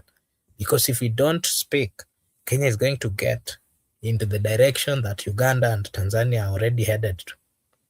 If we don't speak, we will not have multipartyism, something that people died, blood was shed in 1992, 1997, just because of the multipartyism. What then is the essence of the democracy that we are bragging of? If people who have different political parties cannot be given a chance to give their views or to sell their agendas, what kind of fear? Why is it that you are fearful? If it is money, they are already billionaires and trillionaires at the expense of the poor people who are suffering in the Republic of Kenya. Well, they want to be trillionaires. So where will they take all those money that they are squandering each and every day? And now, instead of working for the people, instead of caring for the people, they are spending a lot of time squandering and taking wealth from the people of Kenya. I think if Donald Trump is as good as he has been, then I think he should be brought to Africa, and specifically in Eastern Africa. The same thing that Maduro, the president of Venezuela, was taken through. Those are the exact thing that, it is not right. It is not right. This is not leadership. We have cartels. We have deal makers leading us as president or as leaders in the Republic of Kenya. And if you criticize them, the only thing they can do is to kill you, to abduct you, to maim you, to send you out of your country. Oh no. We have grown as a country. We have matured as a country. We've gotten to a point where we're supposed to be progressing positively. Kenya has the best minds, the best people, the best cultures. We need to be somewhere. Other countries in Africa should be coming for benchmark in Kenya. We had taken good direction some few years ago, but today I can tell you we are not on the right track. Today I can tell you the rights of the people of Kenya are not being respected. Today I can tell you the level of greed among the political class has risen.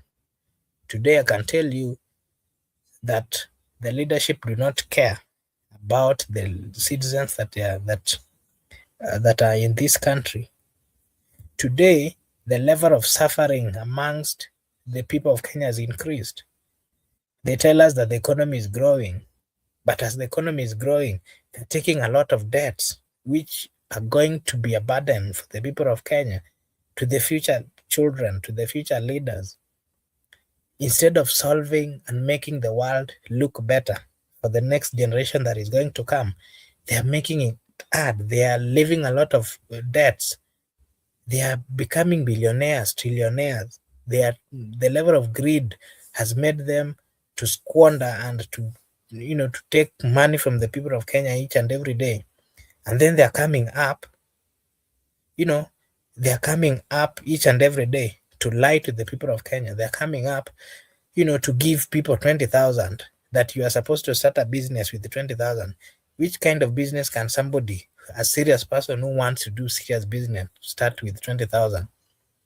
that you are being given nyota, people are lining up, and then you are being lined up to praise the government and to praise the president, that you are a hustler. You're being called a hustler, and somebody is taking your money, becoming trillionaires. You know, we have to be very categorical. You know, they are taking money from the people of Kenya. Kenyans are working hard each and every day. Members of parliament, all these senior government officials, their salaries are being increased every day.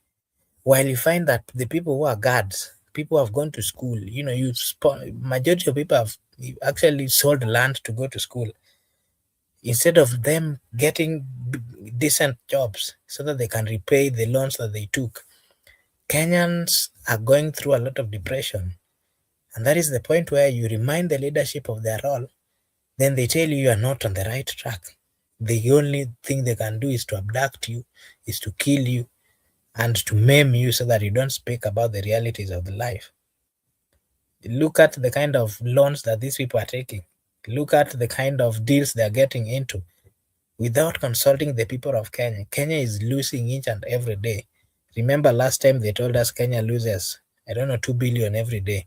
Today I can tell you it is even more than 10 billion. If you see the thieves coming out to say they are taking 2 billion every day, then the truth of the matter is they are taking more than 10 billion every day. Something that is enough to build roads, something that is enough to make the lives of the people of Kenya move smoother. We need to be categorical. When we see a leadership that is rogue, making wrong decisions, we need to call them out. When you see a leadership that is going to throw tear gas in church, to carry guns in church, and then they come telling us that people have stage managed, who in their normal senses would stage manage or make life difficult or make children to suffer of tear gas within the church compounds?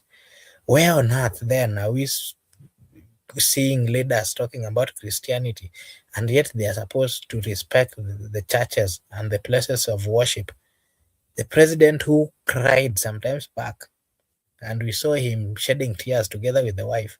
Today, under his leadership, people are being thrown tear gas within the church compound. Guns are being, it is wrong. It is wrong. We can do it better as a country. We can only do it better when we remember where we've come from and when we know where we're going to. Kenyans need to stand up and speak the truth. Whether you're supporting somebody or not, speak the truth. Stand with fellow humans. It is us, the people of Kenya, who can make the Republic of Kenya move better. If you don't speak, if you don't call rogue leaders, who is going to call them? If you don't call rogue leaders, they will go for your brothers or your sisters or your relatives. I am still insisting, and I'm saying here, Kenyans have leeway. The constitution is clear. They have a right to give their opinions. They have a right to criticize governments because they woke up very early to go and elect those governments. Their voices or their opinions should matter to whoever is in the leadership. They should be listened to. It is their right. That would be my take. Thank you so much, Makobura. And you can also play for us the video, then we can combine that with ODM, the two rallies that we had yesterday. And so we are going to discuss, in that we are going to discuss appointment, Mama Ada accepting the appointment and saying that it was an honor. And let us give our views. How does that one impact, especially the politics of ODM and the re-election of President William Ruto? And why was that appointment done anyway? So that is some of the things. Then we can also look at what happened in Kisii. And you can give your observation. Msamamoto can give his observation. Then we can also look at what happened in the Sifuna camps, the likes of James Orengo. Then we will pick it from there. And let's also thank Mr. Barakwere. I've been having some problems coming to public places like this. But God is good, I'm here. Now, today I've not come alone, but I've come with my friends and my friends and many other people. First, I'm here with my daughter, Rosemary Odinga. Rosemary, could you just stand and wave? Yeah, that's Rosemary. But I'm also here with some of my friends. I will not, Agnes, Dr. Agnes Ochilo has already been introduced. I'm also here with Lillian Ngala. Lillian Ngala is the director in ID and CDB Bank in charge. I'm here with Dr. Agnes Salome. Agnes Salome is the Dean of Students at Jaramogi Oginga Odinga University. I'm also here with Rachel Gallo. There goes Rachel. Rachel Gallo is the grandson of the famous pastor, Kwa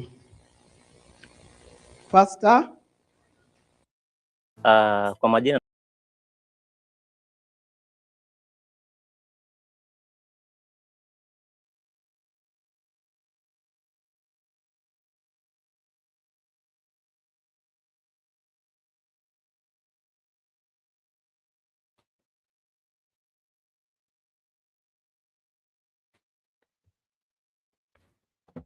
I don't know what. Okay, you can look for it as maybe where she was saying she accepted the nomination for the job, and Let me just find that part, then I. okay, thank you so much for. Yeah, I was shocked when he was rewarding money to Meru, Embu, Nairobi, dual carry a huge pension for the MCA governors and created a position for the failed elected position leader after themselves.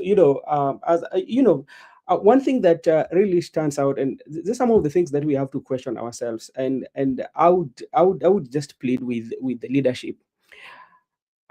These are the same churches that president usually contribute a lot of money, giving pledges to, so that people can have a worshiping places that are accommodative, and the same places that are being tear gassed. I think the people who are in charge, especially, or the people who are involved in such kind of backward kind of like politics, they don't belong in our society. They should not belong. So okay, thank you so much. We've discussed so much about what happened to Rigathi I think Gachagua. I've gotten that point. Allow me to just share that bit. Okay, go ahead. Thank you very much, those who have congratulated me for this new appointment. To me, it is an honor, and I'm happy about it.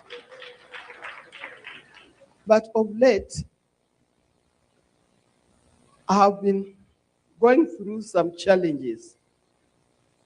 Now, I lost my husband about 3 months ago. Before that, every time I stood here, people would say, oh, introduce me and say, she's the wife of. But these days, I've been given another baptism, and that is the widow of. I still carry that name with pride. So, I know many people, many Christians, many people, wherever they are going through some difficult situations like I do. Maybe not because of the, different type of bad situations that are stressing you. But I always turn to the Bible, to Psalms 23. Psalm 23 says, the Lord is my shepherd. I wish somebody could just read that thing. The Lord is my shepherd, therefore I would not want. Hey, can somebody just read it to me? I'm not a preacher, but I just want to talk about this Psalm 23. is my shepherd. I lack nothing. He makes me lie down in green pastures. He leads me beside quiet waters. He refreshes my soul. He guides me along the right paths for his name's sake. Even though I walk through the darkest valley, I will fear just stop there a little. If you have the Lord as your shepherd, what will you fear? What will you fear? Hakuna yule atanitesa. Hakuna mtu will frighten me, because the Lord is my shepherd. Talks about the shadow of valley of death. I've been in that shadow, and I'm still in that shadow, but I don't fear walking in that shadow, because his rod and his staff, they comfort me. Even though I walk through the darkest valley, I will fear no evil, for you are with me. Your rod and your staff, they comfort me. Yes. Then, if you go further, it says, surely, go on. You prepare a table before me in the presence of my enemies. You anoint my head with oil. My cup overflows. Surely your goodness and love will follow me all the days of my life, and I will dwell in the house of the Lord forever and ever. Amen. So, I walk with my head high. I talk with confidence, because the Lord is with me. He prepares a table for me before my enemies. So God is good. And those of you who are going through something that I'm going through, Thank you so much, Makobura, for that. And you had Mama Ida Odinga there giving a sermon and encouragement, and especially encouraging those who have who are sharing with her the same title, widow. There are quite a number of them, and she has just started journey. People like us, who our mothers were widow even before we knew what life is all about. So it's a journey that the tough one, but now this comes as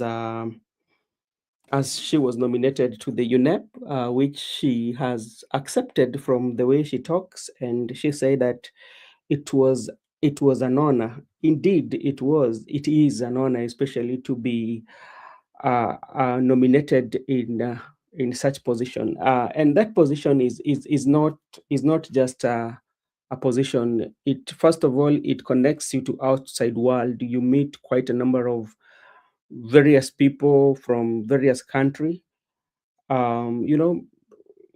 Is a good thing, but as it stands, so many people are connecting so many dots, especially as at the time that the appointment has taken place, then with what is happening in the political landscape. I was listening to somebody, and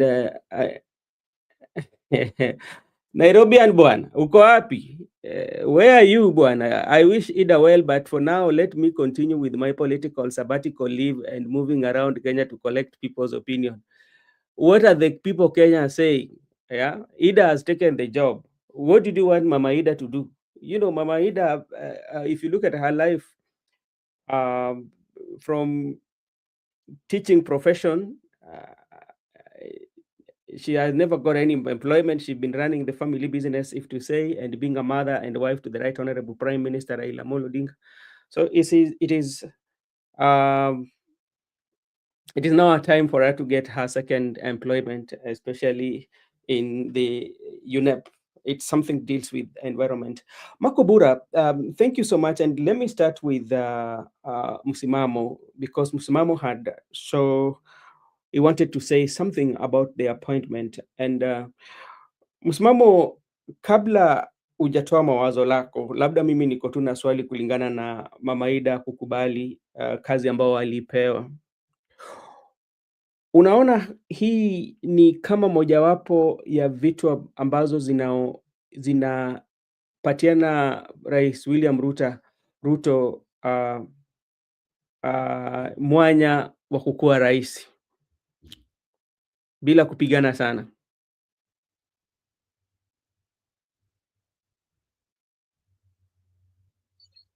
Hata si kuwa rais. Lengo hapa si kuwa rais. Lengo ni labda tuvitamko si urais. Lengo ni kuwakanganya mazima wa Luo Nyanza na kile ambacho kinaendana kina kikipo hasa kwa ODM. Lakini vile vile bila kujibu mashambulizi kwa wale ambao walikuwa wanakuta labda familia ya kina Winnie na kina mama wako kwa kina Sifuna na kina Orengo, kwamba ndio grupu hiyo, kwa sababu kulikuwa na huo mvutano hapa kwamba kuna wengine wanakuta kwamba mama anagemea upande huo kuliko huo wa broad based government. So huyu mwenye kupanga hili hesabu zake ziko mazima. Si urahisi tu, ni kule kuweza kuchukua hiyo huruma kutoka kwa Wajaluo. Waone kwamba now this time around despite baba ameenda but wameonyeshwa vitu ambavyo ni vya unyenyekevu, ni vya kupendeza, kuanzia kwa state funeral, lakini vile vile kusimamia chama hicho na kuhakikisha kwamba kitakuwa ndani ya serikali, lakini vile vile haswa na kuja kumjali huyu mjane tena mapema, miezi mitatu tu alipofiliwa yeye amempa kazi. Na hili nalizungumza, lakini tutalikuta katika maulingo ya kisiasa likizungumziwa. So katika hiyo hali limeletwa, ndio sikatai appointment kupewa. Kwanza itakuwa ni kazi ambayo pia inaweza mliwaza ikamsaulisha haswa yale madhila ambayo ameweza kuyapitia kumpitia mzee wake. But swali ni kwa nini kwa wakati huu ambapo pia kuna mgonganyiko haswa katika chama ambacho mzee amekiacha cha ODM, mbona hii appointment iletwe kwa haraka hivi, especially tukizingatia yale ambayo amezungumza Winnie juzi. Sasa tunabaki na maswali kama wakereketwa wa kufuatilia haya mambo. Lengo liko wapi hapa? Lengo liko wapi? Je, ni nini haswa? Ni huruma, ni moyo, ama ni kufuraha kwa yale ambayo yanafanyika kwamba ODM sasa hivi imo kiganjani na naweza icontrol pasipo lolote lile, hakuna mtu anaweza igusa tena. So for me this appointment licha kwamba mama ameweza kuikubali, lakini kwa jicho pevu ama pana pia angeipa muda kwanza. Na kama ni kuteuliwa, angeteuliwa tu kwa mama ambaye na hadhi yake kutokana na heshima ambayo mzee ameijenga. Kidogo hangekubali kirahisi hivyo tayari kwa haraka kwa kuweza kuangalia nyoyo na kusoma nyoyo za watu, kwa sababu baba, siasa baba, kwa nini alikuwa anapendwa? Basi ni kusoma nyoyo za wale ambao ni wapenzi wake. Na ukisoma nyoyo mahali zipo katika hii siasa huwa hutatiziki, hujaribu kuforce na kuweza kujinadi, haswa kama tunavyoshuhudia kwamba serikali na bado inajinadi mpaka wa leo, tangia ipate kuchukua huu uongozi bado inajinadi. So to me sina shida na mama kuchukua hii kazi, lakini kiukweli italemaza haswa juhudi nzima ya wale wafuasi ambao walikuwa wanamtazama kwamba mama atatoka na suluhu, kwa sababu wanaangalia haswa ule mkutano waliofanya na kina Sifuna wakati huo so heshima pale kilikuwa nyingine, kwamba watu wanategemea mengine mazuri. So kwa hii appointment kama atakuwa mwingiliana, basi hatuna budi kwamba labda zilikuwa ni ahadi kwamba mama tunamzika mzee na set funeral, lakini pia nawe nitakupanga panga, na huo wakati wa kupanga umefika kwa wakati wake ili kutimiza hili. Maana hapa tunacheza na mtu ambaye hii siasa anaielewa vizuri. Uongozi ndo haumo ndani yake, lakini kwa kupanga siasa ni nambari moja. Okay. Asante sana kakangu. Naona ndugu yetu Ayaga anasema kwamba atajiunga na sisi akipata pale mtandao itakuwa iko shwari. Tunakusubiri, tuko hapa na tutasikia maoni yako, kwa sababu umesema uko ziara ama unasanya maoni ya Wakenya. Labda itakuwa ni vizuri ukipata pahali ambao mtandao iko imara, utatuelezea Wakenya wanasema nini, labda kama umeongea na watu 5, 6 maeneo tofauti tofauti, utatuelezea Wakenya nayo wanasema nini. Msimamo, mi nakubaliana na wewe. Mimi nataka kuiangalia kwa jicho la tatu, kwa sababu kwa heshima, mimi niko na heshima kwa mama, na pia tunampatia kongole kwa kupatiwa kazi, kwa sababu labda ataleta mabadiliko sana sana kulingana na mazingira, kwa sababu pale ambapo amewekwa ni pale ambapo inaangalia mazingira, na labda anaweza katuletea mabadiliko kwa mazingira ambao sisi tunaishi sana sana, mambo na vitu vingi tu zinahusu mazingira, vitu kama green energy ambapo watu wanaongelea la kisasa, ambapo unapata kwamba viongozi wengi sana sana kwa nchi imeendelea, kuna wale wanapinga hiyo, wanasema kwamba hiyo ni ndoto ambayo haitakamilika, ni ndoto ambayo watu wanawaza tu. So the first thing that I would say is the appointment of Ida, or nomination of Ida by President William Ruto. Something that we have to agree, especially with you, Msimamo, about what you said. President William Ruto is very calculative. And from the look of things, even when you look at the governing council of today, that the meeting that he was having, President William Ruto party seems to be strong than even ODM. It seems that the President William Ruto, who was looking for ODM when they wanted to impeach Rigathi Gachagua, is not the same President William Ruto and UDA. They are stronger than that. That's why you find that the ODM are fighting to join him, and he doesn't have a problem with that. There's another day here I was talking, and I told you one thing, and this is something, take it to the bank. Ayaga, you too. ODM have decided, and they've made a decision whether they will follow the law or not follow the law. And Kotini, the wing of Oburu Odinga has decided they're going to work with President William Ruto, and President William Ruto is not talking about it. But one thing that would tell you that they've decided the messaging, look at it is now the second time that President William Ruto is having a hat that have both colors of ODM and UDA. Whether that one tells you the deal is done and strategies has been laid out. So the appointment of Mama Ida, one, I would say, is a campaign package for especially the people from the lake or the lovers of Raila Amolo Odinga. President William Ruto will counter them. And those are the things that are going to be the campaigning point. One of them will be how I fought to make Baba the chair of the African Commission. That is there.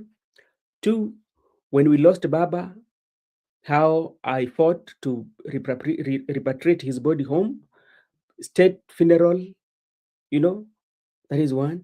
He gave him honors again when he was celebrating Jamhuri, Talanta Hela, and now appointing Mama Ida, or nominating Mama Ida. Those are 3 package for campaign, especially for the Luo Nation. And again, tuliwachwa kwa broad-based and talk about the ministers that have been appointed by President William Ruto. So if you look at all those, this one gives him heads up, especially against his competitor. And you will always ask, for those who have been presidents, what have they done for this community? Because even if you listen to how ODM talks, and I want to bring you to this, I appointed this at some point, I appointed this on how, when Mbadi talked on Kisumu delegates, he talked about how some other community, he was referring to Wakikuyus. Let's just be real, because hapa hatutaki kuficha white. And something that Mbadi forgot to tell, especially in that dialogue, that the Kikuyus that he's talking about, these are the people who voted President William Ruto in. Something that he did not also tell the people that he was with in consultative meetings, that Kikuyus that he's talking about that did not give Raila presidency are the same people that he's working with in the same office. So, and I was very glad when I talked of that. I saw also Senior Counsel Willis Otieno also.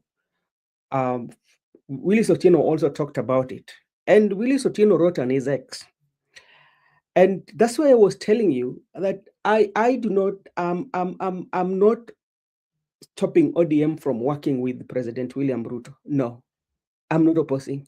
That is their political party. They need to do what they want to do with their political party, because if they work with President William Ruto and things don't work out, feelings will just be the same. Bado tutazidi tu kupigana na maisha. Kuna wachache ambao watakuwa wanasikia vizuri, lakini jambo ambalo wasifanye watu wapigane kuonekana kwamba kuna jamii fulani ni wabaya, kwa sababu ni ile nilikuwa najaribu tu kufikiria kwamba hawa watu ambao unasema ni wabaya ndio walimpatia, na hata President William Ruto mwenyewe akiwa Nyeri, kila mtu anajua alisema vipi. Wapumbavu, unadhani nyinyi ndio mlinipatia urais, unadhani naweza? Hiyo kauli ipo. So before we discuss into that I just want to tell them, like, okay, find a way of making sure that you rally your troops to President William Ruto, but not to bring emotions and to make the people fight. Incitement. That is the community incitement. So this is what I quote what lawyer Willis said. Willis Otieno wrote on X, criticized Mbadi for allegedly inciting Luo communities against Kikuyu while continue to serve comfortably in a cabinet that include leaders from the same community. That is what I was telling you. The same leaders who are working in the same community. And if you're telling people on the ground, but you're working with them, with the same community, you know. And this is what Willis Otieno said, and I share with him that thought. Otieno said, Mbadi could not condemn entire community publicly, yet rely on the same group professionally to approve budgets, manage the economy, and run the government institutions. That is true. That is true. They are in those offices. You are working with them. So why then, if you feel that they're not worth, you have that, why can't you then fire them and hire other people who you feel you can work with, rather than going on the ground and cheating the people, the community, to raise the emotions against this community? That's my thinking. He urged, this is now Willie say, he urged that if Mbadi genuinely believed Kikuyus were the problem, he should start by boycotting cabinet meetings and pushing for the removal of senior officials from the community. I said that. Let us just be real. If you feel that this community, they're bad people, if you feel that they're bad people, if the entire community, let us just be real here, are bad people, then find a way of removing them from those positions in the cabinet meetings that they have, so that you can bring in people that you feel that can work, which you cannot do. So it's just being real.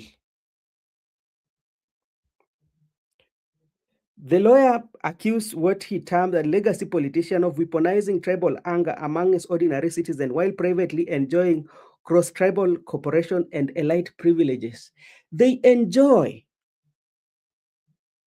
As you cause this public outcry, whereby now the supporters or the tribes of this community sometimes might fight, but you have businesses that you're doing together. You have transactions that you're doing together. Your children are going to the same school. You compare the notes. How did your child perform?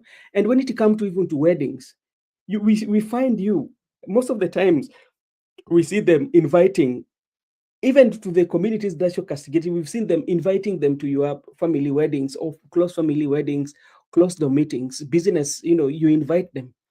But the people on the ground who suffers, we don't see you inviting them for those. So I think it is good if you want your people to support President William Ruto, just find a way of making sure that you bring them rather than blaming. And remember, something that you forget, that the President William Ruto that you see, that now you are telling your people that he was a bad person. The people who voted for president and gave him that presidency was this community. They gave him a lot of boast as compared to what they gave to Baba. And now you are working because they gave the Ruto president, and now you're working. And if you look at even 2022, even 2 general elections that has passed, your community that you're saying has never even, they did not vote even to the President William Ruto and Uhuru. They did not vote for him. And even when President William Ruto was running for the presidency in 2022, you are amongst the people that criticize President William Ruto. So I feel that instead, if you have a problem with one person of that community, call him out, but do not bring all the communities to push for that. That is my thinking. And Otieno, the Wakili shared with me, yeah. This is what Otieno said: Mbadi should act as a national leader, warning that Kenya deserved better leadership. Even today, even if they do not vote President William Ruto, or you, together with your community, vote President William Ruto, you will also have to make sure, even right now, you at the Treasury, when you are making those good budgets and advising President William Ruto, you are not advising President William Ruto for your community. You are advising President William Ruto for the entire nation, so that the economy can work. When economy is working, economy is not partial. There's no way the economy, maybe because you are an accountant and you are an economist, you are a professional, you are an expert. I would want you to explain for us, especially when your economy will be working, how economy will be working, especially for the Luo community, and is not working for the Kikuyu communities.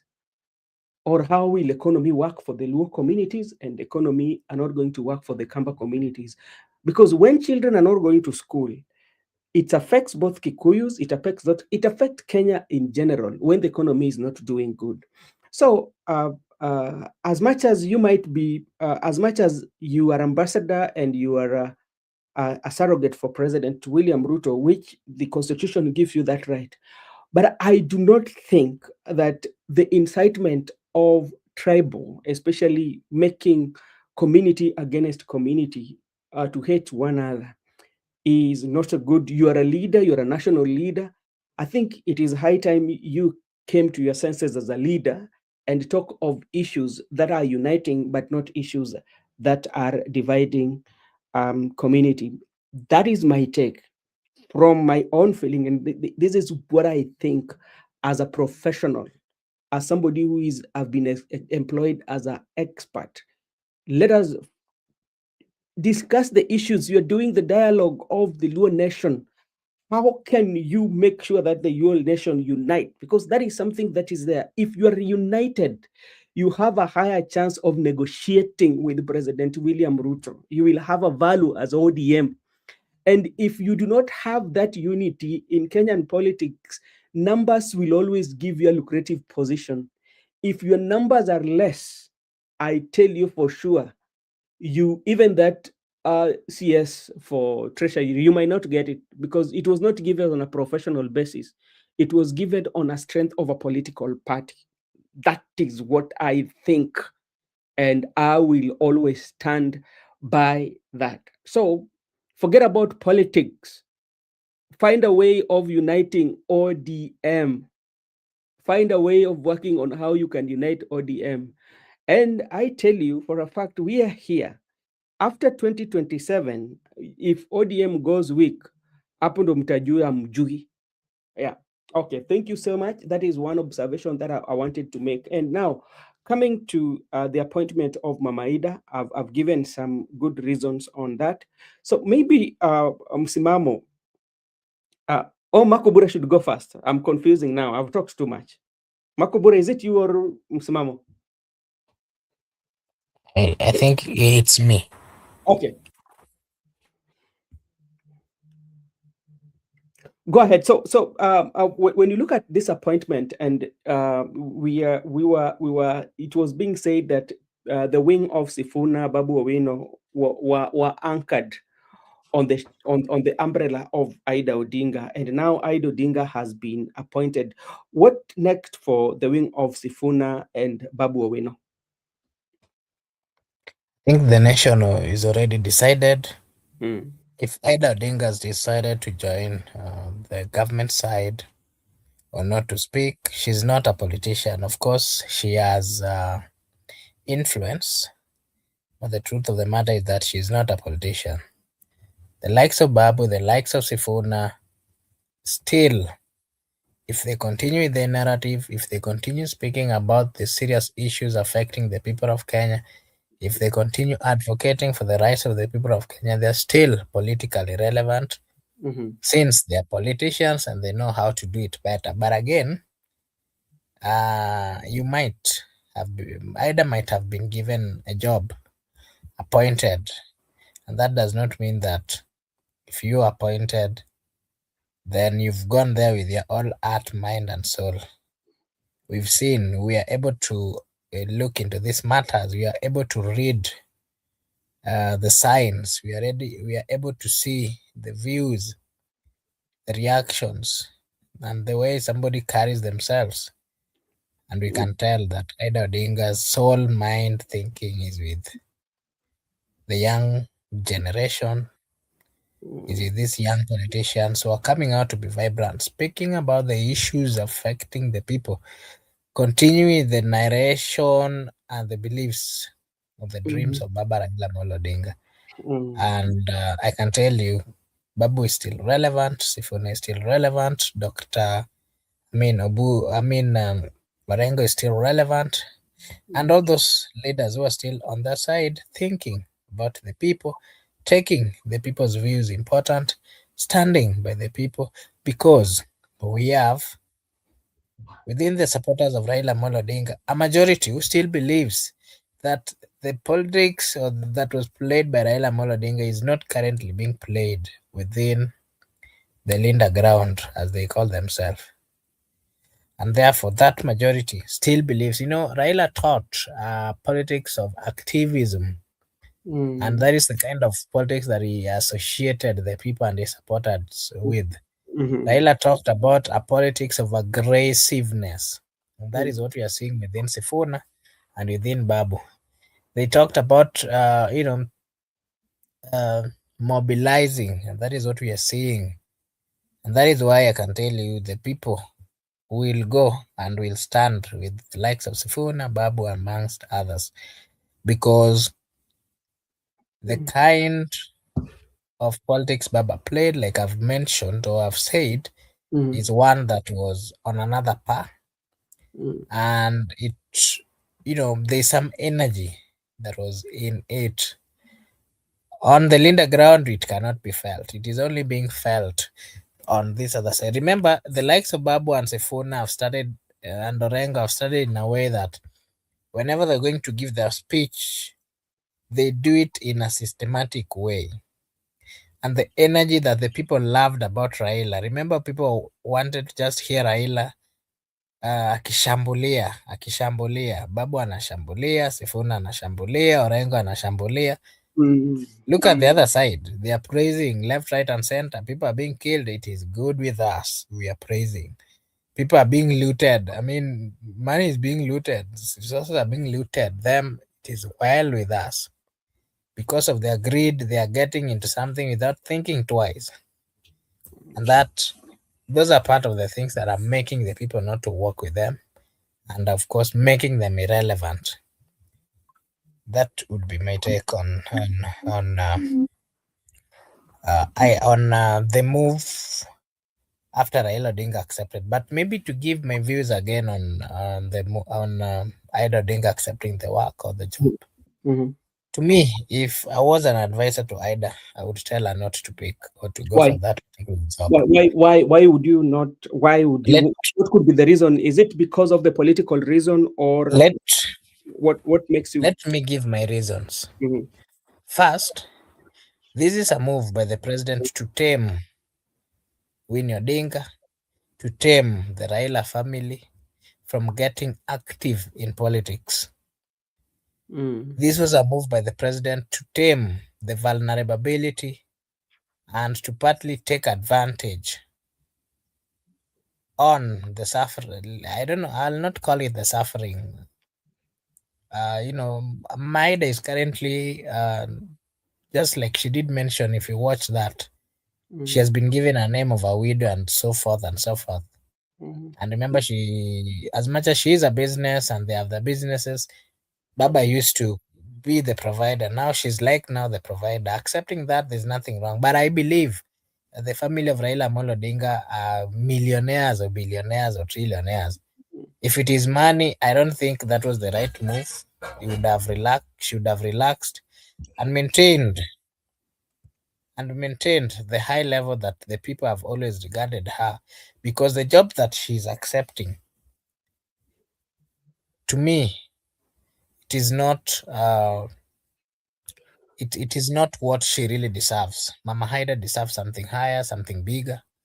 And her position, again, being that she was the wife of Raila Amolo Odinga, she knew and she was part of the decision making amongst the political moves that were being made. And therefore should have just remained behind the scene and of course give the right counsel to the political class, and especially those who once are willing to proceed with the narrative that Baba Raila Amolo Odinga drove. Okay. This particular Go ahead. position, Mhm. this particular position, as much as it is not, I wouldn't say it's not it's a bad position. No, Mm. to some of us who are even jobless, if we are given that, we would equate it to something else. But to be very specific, this was a smart move of taming the other side. It was a smart move to ensuring that the ODM or the supporters of Baba Mhm. are brought in the on I mean to the side of the president as a way of getting their trust. The president is a smart politician who has always appointed and used the appointment as a way of getting sympathy, as a way of getting into the people. So this was more of a political appointment than a genuine appointment. And that is why I'm saying it is not, if I was the advisor, I would say that whatever appointment that has been done politically Mm. would then come with consequences. Okay.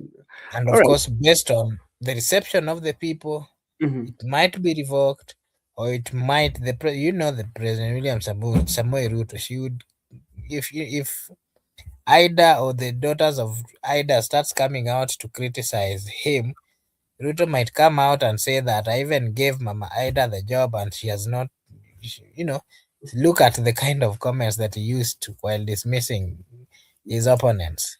Look You, at the former AG, that he was incompetent, he knew nothing. And this is somebody who was a speaker for 2 terms. This is somebody who advised him. Such kind of embarrassment are things that you can avoid when an appointment has been given in a political manner. Makubura, I just want to bring you back.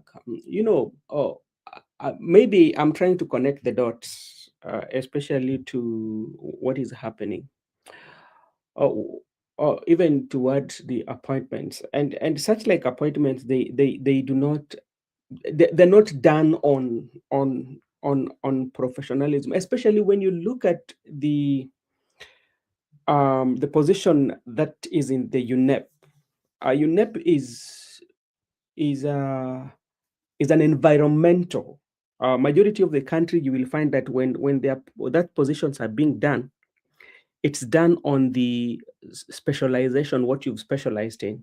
Because when you go and check that job require a lot, and it comes with a lot of responsibility, even the security that comes with it, because you're working in the UN, and you're meeting quite a number of people. And let's say, for example, I can give you a typical example. Look at the CS for IT in Rwanda, that small young girl, and come and compare with Kabogo, do that comparison. Then one thing that I wanted also Miguda could have been here to assist us to know, at what age do we retire? What age do we retire? Because like, I think Mama Ida is clocking around 75, but they should usually say that we should retire at 60. So when you look at that, there is a violation of the Constitution. That is there. Another thing also that people were looking at, due to the stature of Mama Ida, especially, for instance, like right now, look at Margaret Kenyatta. Let's say like you want to give Margaret Kenyatta that job. Do you think like Margaret Kenyatta would take that job, if to say, according to the stature? So it is more of a political. And as I said earlier, it is how President William Ruto is building up on the political achievement or the things that have done for this community within a short period of time that we've been together. And this one will be one of those packages that will be used in 2027, especially if the Nyanza is visited. So mark those words. Now, come to again what is happening in ODM, because people tend to believe, me and you and majority of people are saying that we are waiting to see what Mama Ida will do.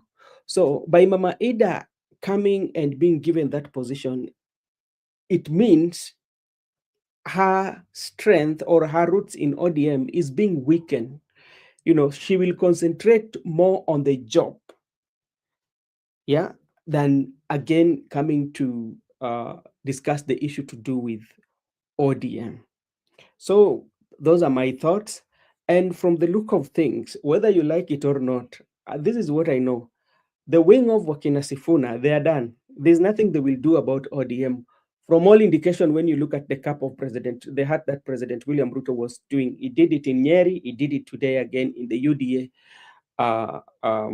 in the Union Governing Council, which goes against, you cannot don any other political party's color when you are discussing the issue of that political party. You are going against the party wishes, but they are the people who are in the power. They can decide to follow the law or they can decide not to follow the law.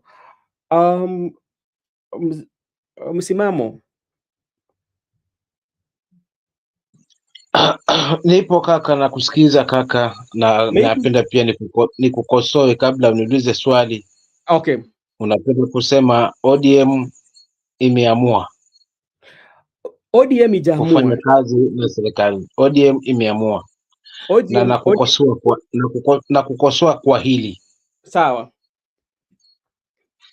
ODM ni viongozi ama ni wanachama?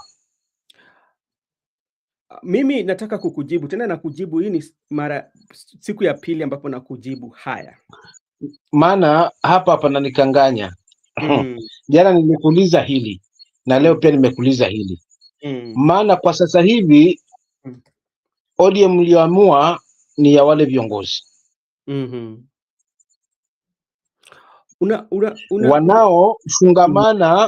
Wanaofungamana na broad based government. Lakini kimbilio lao ni kwa wananchi. Ndiposa tunawapata katika ile mikutano Kilifi, wakawa Kakamega, wakawa mahali ingine, right? Ni kule kwa watu kupeleka ule ujumbe wao ambao wako nao. Kwa ODM iliyopo sasa hivi, kimkudhadi wangu ni kwamba sasa hivi ambayo ipo, ambao unasema ndio imeenda na imeamua, ni hawa viongozi ambao wamefungamana haswa na broad based government. Wananchi ambao haswa ndio wanachama kwa wingi, ambao ndo tegemezi wanakuza hicho chama, kwa sababu viongozi peke yao kwa chama haitoshi. ukuaji wa chama ni wale wafuasi walio wengi ambao nasema ni wananchi. Si kama pia nao wameamua kwamba na sisi tuko kwa broad based government ama bado. So nataka labda pengine unifafanulie hilo, ili kwa mfano hapa tujenge hoja, mfano wananchi waseme sawa, hawa broad based government, wacha tuonyeshe kivumbi 2027 wote wapigwe na chini. Okay, mimi ndakujibu. Ndakujibu hivi. Je, itakuwaje? Mfano tu nimeweka katika hiyo picha, angalau niondokane na hili na nisikuulize tena, kwa sababu nahisi kwamba ODM bado iko mikononi, maana mwananchi anaweza kubali ama akakataa nayo, kimtazamo wangu. Asante. Mimi nimekubaliana nawe na swali lako hiyo, na bado swali ni kwa wananchi, lakini unajua labda hao maviongozi wako katika dunia yao ambao sisi hatuelewi, kwa sababu ODM sana sana nisema kwamba ni chama cha wananchi, lakini ukiangalia baadhi ya vitu ambazo zinatekelezwa ama vitu ambazo zinaendelea zinakwambia kwamba wananchi wenyewe msimamo yao ni asilimia kidogo sana. Kwa mfano, wakati ambapo walikuwa kile kamati kuu yalikutana Kilifi, wakaja na hoja zao, katibu mkuu wa chama hakukuwepo, na kulingana na jambo Ososi alisema kwamba walikuwa wanafaa wakuwe na mkutano wa faragha kabla, lakini Junet Mohamed na Oburu Odinga walisusia. The following day wakasikia wako wapi? Kilifi. Inamaanisha kwamba hao maviongozi hawakuwa wanaongea katika kauli moja. Na ukiangalia hata venye Oburu anaongea inakwambia pali kauli yao iko. Sisi tunataka, usikia Kisumu alisema tunataka kuenda Canaan, lakini mimi nawapeleka Canaan kupitia Singapore. Alitamka hayo. Hiyo ni ya kwanza. La pili, vyama ambazo tunaona ama hizi mavyama zetu ambazo sisi tunaona, hizi ni vyama za watu binafsi. Ni watu binafsi, alafu wanajua kuteka hisia za watu, kwamba wanaiweka ikue kwamba hii chama ni chenyu, nyinyi ndio wenye chama. Lakini kama nyinyi wenye chama, niambie siku gani ambao mwananchi wa kawaida katika hizi vyama ambazo tunaona leo hii ashawahi fanya kauli mpaka aseme kwamba kauli yake ya kwanza ndiyo hichi, alafu chama ifuate. Chama huwa wanafuata baada ya. Na kama ni kuelezea, mfano nzuri ni women rep wa Bomet, Toto. Wakati ambacho alikuwa anatafuta kugombea katika chama cha UDA, kwanza kabisa ni mtu ambaye aliangaliwa kwa dharau kubwa sana. Na umuhimu wake ulikuja ule wakati ambapo alienda kwa nomination, kwamba akaona kwamba ameshinda vigogo. Hapo ndio sasa chama wakaamua hapa kuna jambo. Lakini kabla wananchi kuamua, hawakuwa wanajua, walikuwa wanajua huyu hawezi. So hizi vyama ni vyama binafsi, watu binafsi. Ndio maana hata leo hii we mwenyewe bado tunauliza Mama Ida amesema nini? Mbona tusiulize wanachama wanasema nini? Mpaka saizi tunasema venye Mama Ida labda amekubali uteuzi, chama kitasambaratika. Kwa nini tunasema hivyo? Mbona tusiseme kwamba wananchi wenyewe, wananchi wakuwe wako gangari, Mama Ida aende, asipoenda wakina Oburu wachukue, asipochukua sisi bado tuko na chama. Swali langu la pili, kama kweli hizi vyama ni za wananchi, kwa maisha ya kawaida, ndugu yangu, uko na ndugu yako, maisha ya kawaida, uko na ndugu yako, kwa bahati mbaya ni kitu ambacho itatutokea sisi wenyewe tukafa, gani wewe inakuwaga muhimu katika familia? Ni maombolezi ama ni chama? Kwa sababu desturi kabisa inakuwa ni kwamba ukipoteza kiungo muhimu katika familiano. Kuna ile wakati wa kuomboleza, mpaka kama mlikuwa na mkutano ambapo mlikuwa nasema tunataka kuchagua mtu ambaye atatuongoza katika hii familia, na tuseme kwamba kifo kimetokea, mtasema kwanza, wacha tumalizane na mambo ya msiba, tutulie, ndio maana tutaenda kutatua maneno ambayo yalikuja hapa kwa ODM. Na ni swali watu ambao wameuliza, hata kabla mwili wa marehemu kufika nchi yake, kabla hata kuzikwa, mabadiliko imefanywa.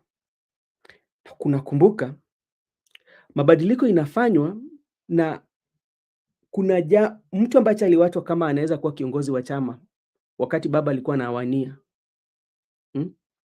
Na swali ni je, kama baba mwenyewe wakati ambao alikuwa anawania AUC alikuwa na ndugu yake ambaye ni ndugu wake wa dhati wa siri, ambao anampatia siri zake zote, lakini ilifika mahali akasema, wakati ambapo mimi naenda, mtu ambaye atashikilia hichi kichama kwa muda huu ni Profesa Anyang' Nyong'o, na ndugu yake wa kindakindaki wanakula na yeye, siri za nyumbani wako nayo, siri za chama wako nayo, na akapatiana Anyang' Nyong'o. Huyo ni ndugu yake. Na kama ingekuwa la wananchi, si wananchi wangeulizwa sasa kauli ni gani? Hiyo bado nakuacha hapo. Ya pili, tunajua chama tuko na party leader, tuko na deputy party leader. Hata kwa shule, this is even in the country. I would give you an example with Magufuli. When Magufuli died, they did find a way that Samia Suluhu has to be the president because she was the second to Magufuli. Because when you are given a deputy party leader or a deputy president, which means they trust you with that party, why then, out of the 3 deputy party leaders, they were not competent enough to lead the party on interim basis until they do the election and come to the people and ask them, we should do this? If these were the people's, and because like the deputy party leaders were, they represent the party. What was so in hurry that they had to appoint a party leader on interim, yet you had 2 deputies? And these are the questions that could have gone consultation to the people, because the party belongs to the people. So that one tells you that the political parties that we have, these are not peoples, they are peoples emotionally, or they are peoples in writing. But the people who control these political parties are the people who have invested. Look at what President William Ruto has invested in branding UDA within a short period of time until UDA became popular. If you look at that short period in 2022 when President William Ruto branded that party, he used a lot of money.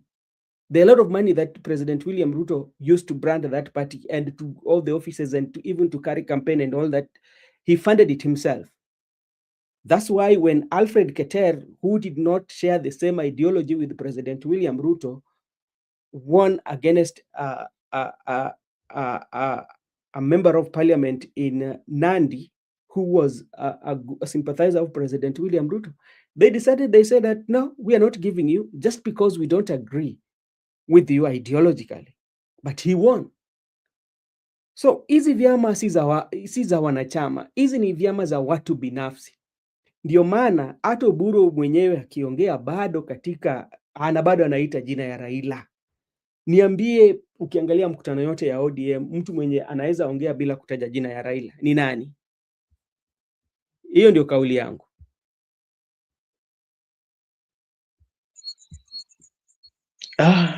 Asante kwa uchambuzi wako na kwa kunieleza, lakini mwisho wa siku tumerudi pale pale kwamba kimkutha vyama vinafaa viwe ni vya mwananchi. lakini ni ile basi kwamba tumebanwa mbavu, vimekuwa vyama vina wenyewe sasa. Lakini kisheria na kimkutari chama kinafaa kiwe cha nani? Cha mwananchi, na ndio maana wao unasema ndio wenyewe wanajikanganya na kujikaanga na mafuta yao, wakisema chama chenu hiki, ODM ni chama chenu. Maana sijui kama nikizungumza hapo nazungumza uongo ama natia chumvi. Unazungumza ukweli na ni chama chenu. Sasa shikilia kidogo hapo, shikilia kidogo ili sisi tubaki na kwetu, na wao wabaki na kwao, ili tumalize hii sasa, kwamba hivi vyama kumbe ni vya watu binafsi, lakini ili viimarike na vipate huo binafsi kupitia sisi wananchi. Right?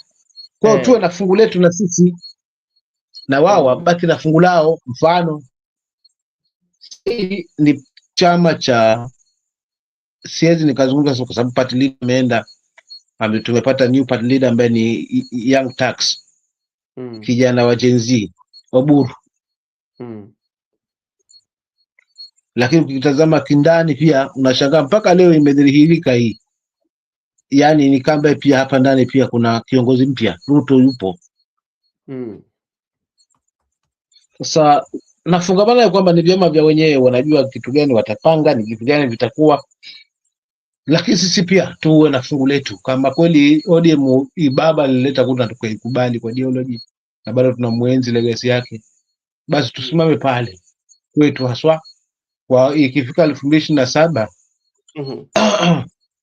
tuonyeshe sasa nani alikuwa ODM wa kweli na nani alikuwa ni mpinga baba ndani ya ODM tangia awali. Hilo yani lisitutoke hapo, tutakuwa tumejibu mashambulizi na kuonyesha kwamba ODM pia wananchi ni fungu letu, maana ni chama ambacho tumekipenda, ili tuachie hapo kaka. Okay,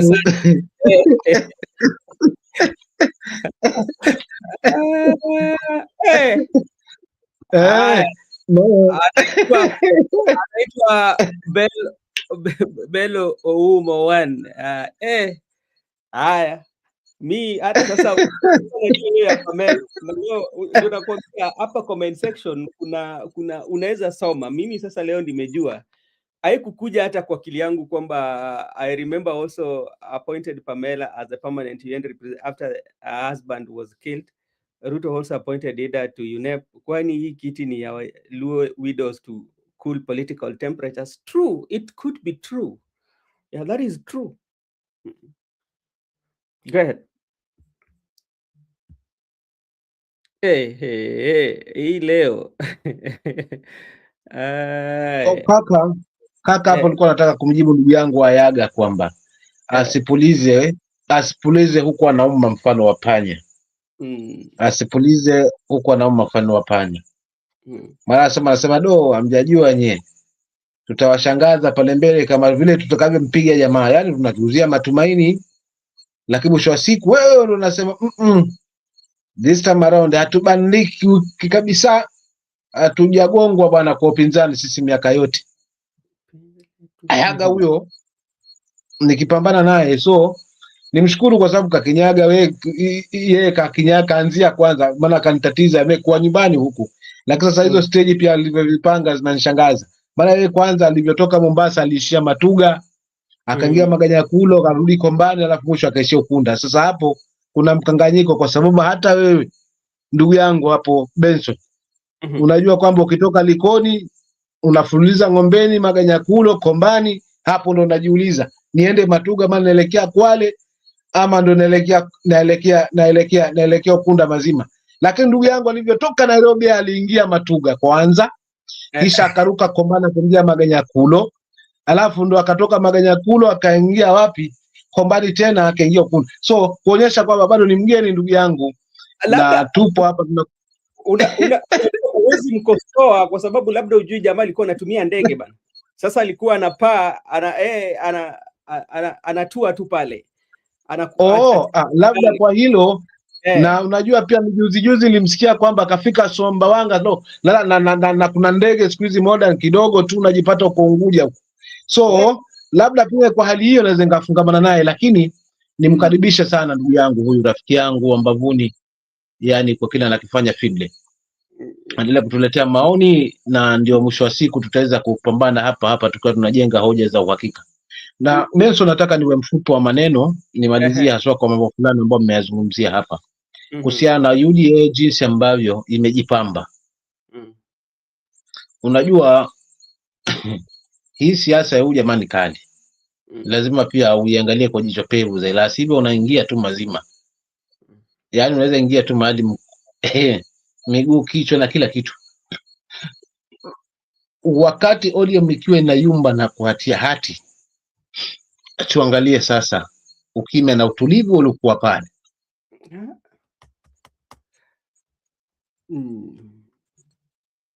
Cha ajabu hata Jubilee pia walikuwa ndani.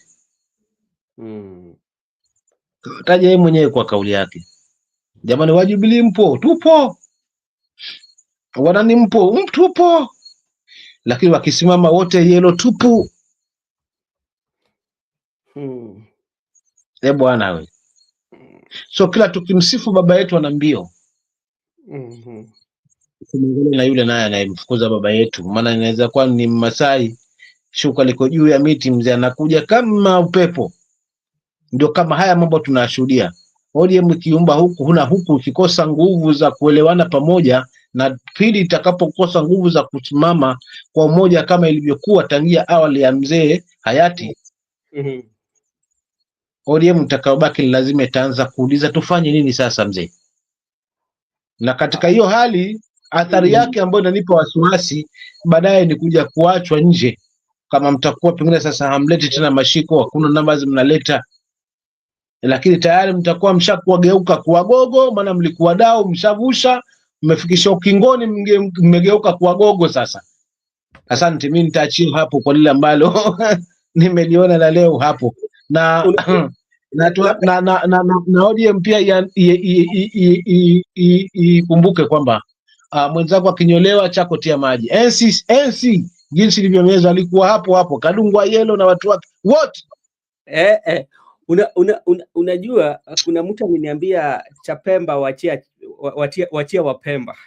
Ukienda Pemba na Ugunja huko ukapata zao wawachie, ukirudi huku Kenya ama ukienda huko ziwa la Pemba nukapata Wapemba, unasikia ile marafu ya karafuu, ile wanaimba kuishi ziwani baba kuna utamu wake. So ukienda pale kabisa marashi ya Pemba, ndugu yangu, naweza imba hiyo nyimbo maana lakini anyway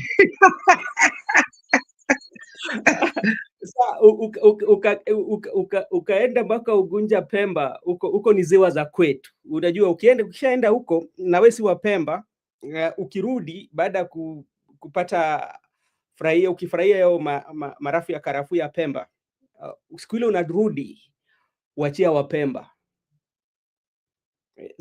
Wapemba wachia Wapemba, za Ugunja wawachia hao kule hizo ziwa zao tu unawachia na tabia zao. Wewe enda pale uwaenzi, ufurahie pale ukiwa pale, lakini siku zako za mwisho zikifika, ukirudi kwenyu wachia hao. So chao ni chao, chetu ni chetu. Lakini sasa likupigalo limekufunza Bernard na ni Benson kwamba tuliona wabunge wetu wakienda kule wakirudi sauti inabadilika, wakienda State House. Na mimi ni mwananchi, nikiumwa na nyoka lazima nikiona ng'ongo nishtuke.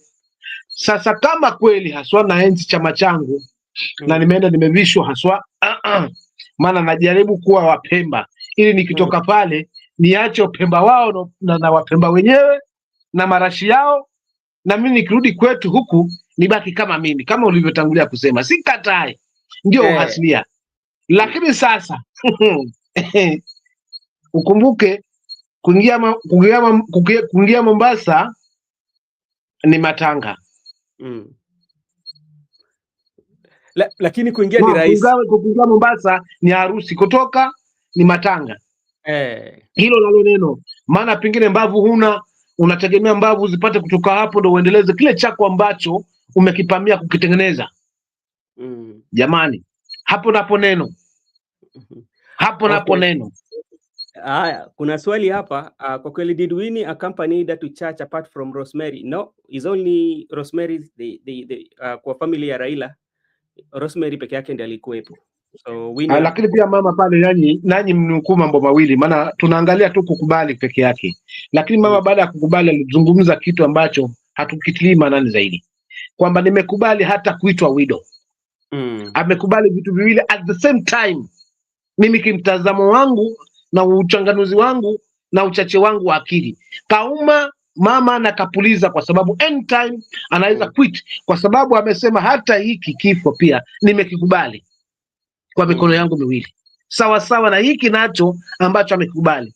Lakini kwa sababu tunaishi katika ulimwengu wa nini, maybe kukubali ametuweka katika vile vifungu, kutoka mabano kutupoteza, lakini hapa kuna vitu viwili ambavyo amevikubali at once, na siku zote mshika mawili moja kumponyoka, kwamba amesisitiza sana. Kwanza alivyomaliza hiyo kauli kwamba nimeshukuru tu, alifuruliza hapo ambapo napo panaumiza, kwamba nakubali jamani, pia hiki ambacho kipo cha kuitwa widow.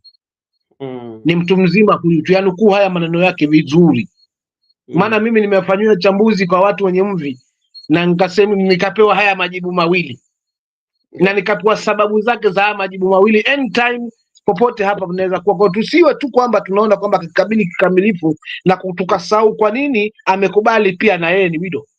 Asante. Nitakomea hapo. Asante sana. Takriban tunaelekea, najua Makobura ni kama amechoka, na labda tutaenda tufikishe, tumebakisha dakika kama 19 minutes hivi, and tunataka kupitia haraka kwa matukio mawili pia yalifanyika siku ya weekend. Hiyo ni mkutano wa Kisii, na labda nikianza kutoa kauli yangu, Makobura then msimama atafuata tu kwa juju. When I look at the Kisii delegates meeting, or Linda Ground as the way Orengo called, the faction of ladies Wanga call it, there's something that I noticed. One, there were no any elected Western leaders from that delegates meeting. That is one. Secondly, there was no elected leader in ODM party from Kisii that attended it. Then there was a good mobilization by Simba Arati.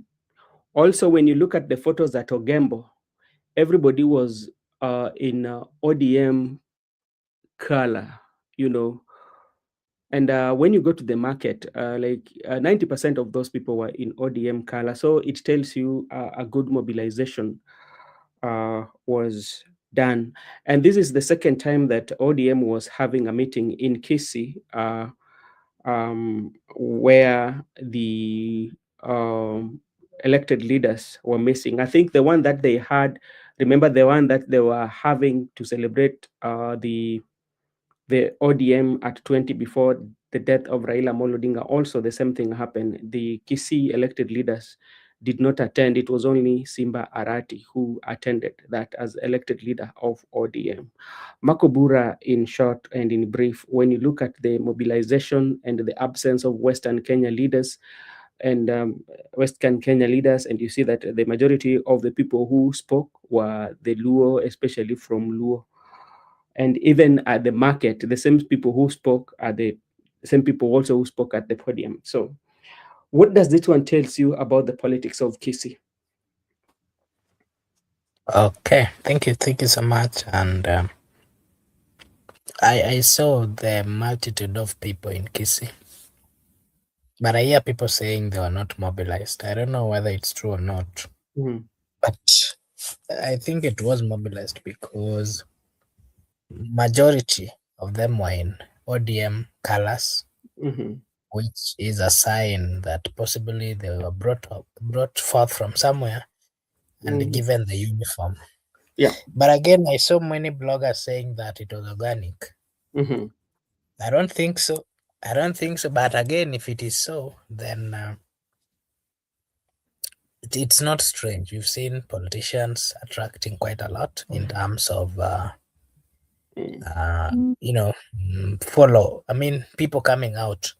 And when you see that kind of multitude, it doesn't show that you are supported or you're loved. Mm-hmm. It is only that majority of Kenyans or the youths have nothing to do. Mm-hmm. And in such places, you are giving an exam. I mean, you did give a clarification, and of course, you read something. An article that was in was it Nation, the one that you are reading, Yeah. and it was saying how young people were mobilized. It Mm-hmm. is not strange. You've seen people being mobilized, and the reason why they're being, accepting this kind of mobilization is because the society is not easy for them to survive. The environment is not safe for them to survive. Mm-hmm. They cannot afford their daily meals. They cannot afford their daily basic needs. So most of the time, they will try to get into activities which are not right, not because they're willing, but as a way of surviving. Okay. Young people are depressed. Some of them have gotten to serious and very bad things, not because they want, but because the society is not embracing or even giving them the opportunity to exist and to do what is right. That is why they are allowing themselves to be used. That is why they're not denying or refusing to be used by the political class. Yeah. You know how governors have money, you know how they've looted, you know how they are billionaires and trillionaires. Every governor, actually, if the easiest way to become a billionaire in Kenya is just getting yourself to the governorship position. We've seen them looting. They're the richest. Big buildings in Nairobi, apartments are for governors. Mm-hmm. So it is not strange. They can use the money they have looted to as well bribe the people to get to those particular moves. But again, if you listen to what they were speaking about, it was not something serious that is assisting or helping the people of Kenya. It was more of politics of thumb, thumb beating, I'm chesting. politics about, and accusing others, and of course, thinking to term something which is to me is useless, and some kind of things that That is political right for each and every person to support it wherever they it want to it support. it, it is. That's why I've been very specific that to me it is a useless move. It is a useless thought for, especially for a reader to make such kind of comments when in a society where people are suffering, in a society where when you see a politician coming, young people will crowd there, not because they want, but because they are hoping to get 50 bob or 50 shillings out of it. It is not something that we should just laugh about, or we should just see uh, as a normal thing. It is degrading the nation. It is degrading the views of, the country, and the perception out there is also not good. So let us come out and criticize these leaders when they're coming to bribe. It is not good. It is not good, but Okay. So, it is what it is.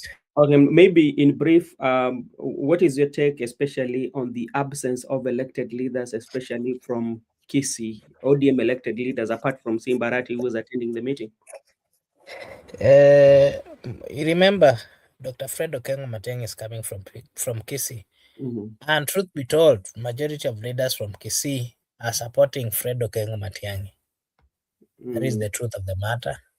And something again, ODM, Raila Amolo Odinga died with ODM.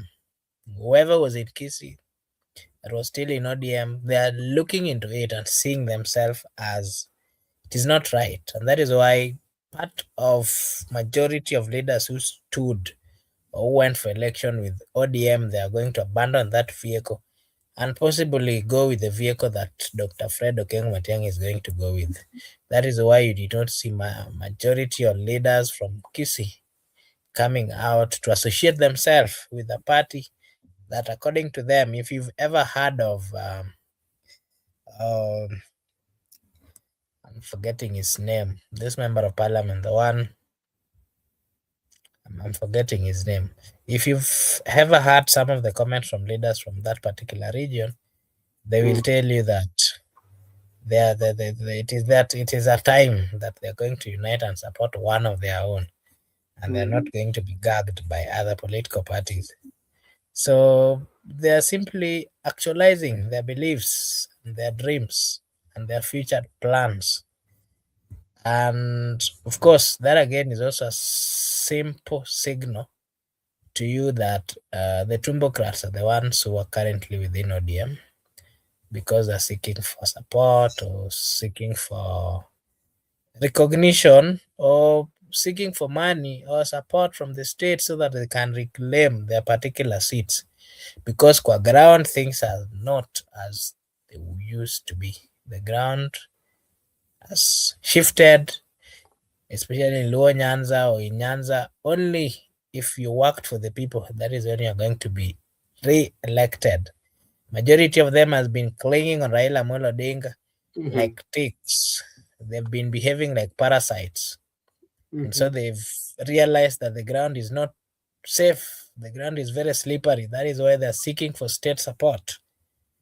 They're seeking for money from state so that they can bribe the people. They're seeking for state power so that they can get police to stop their opponents from having a free environment to also express themselves.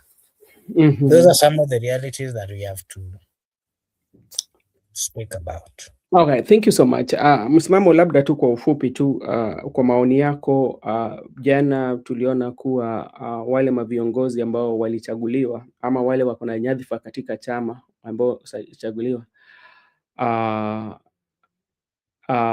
hawakuwepo, na ni simbarati tu. Hii ni ishara ya nini kwa Wakisii sana sana, na hata ODM? Ni kuna jambo ambalo wanaweza jifunza hapo, kwa sababu ni mara ya pili ambao mkutano kama hilo kimetengenezwa ama wako katika mkutano kama hilo mara ya pili, lakini maviongozi ambao walichaguliwa hawapo isipokuwa simbarati. Asante.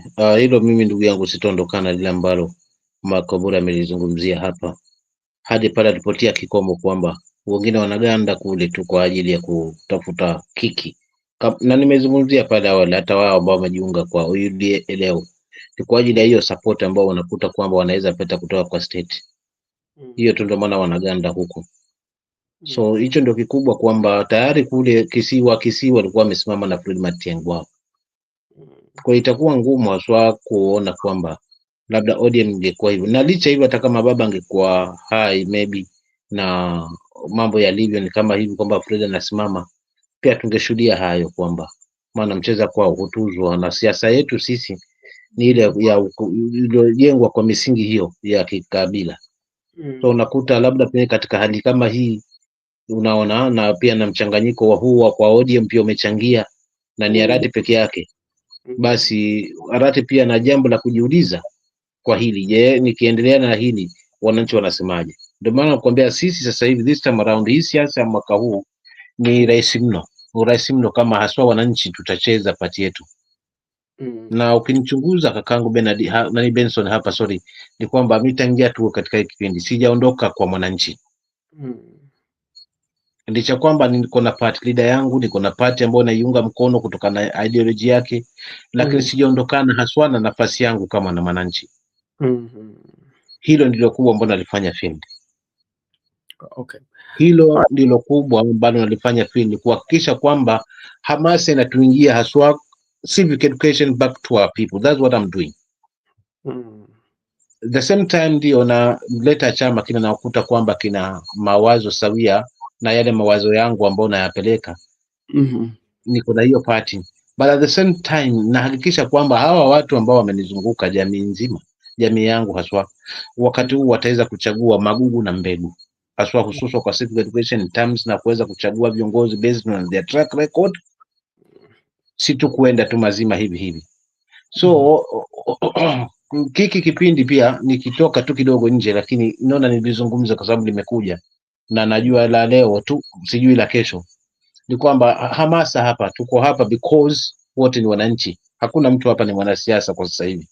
It because wote tuko na value hiyo moja kwamba ni wapi tunasimama, ili wale wanatusikiza pia mwisho wa siku wapate kuelewa haswa kama wananchi tunasimamaje haswa na tunatazamaje viongozi kwa hizi racket ambazo wanazicheza.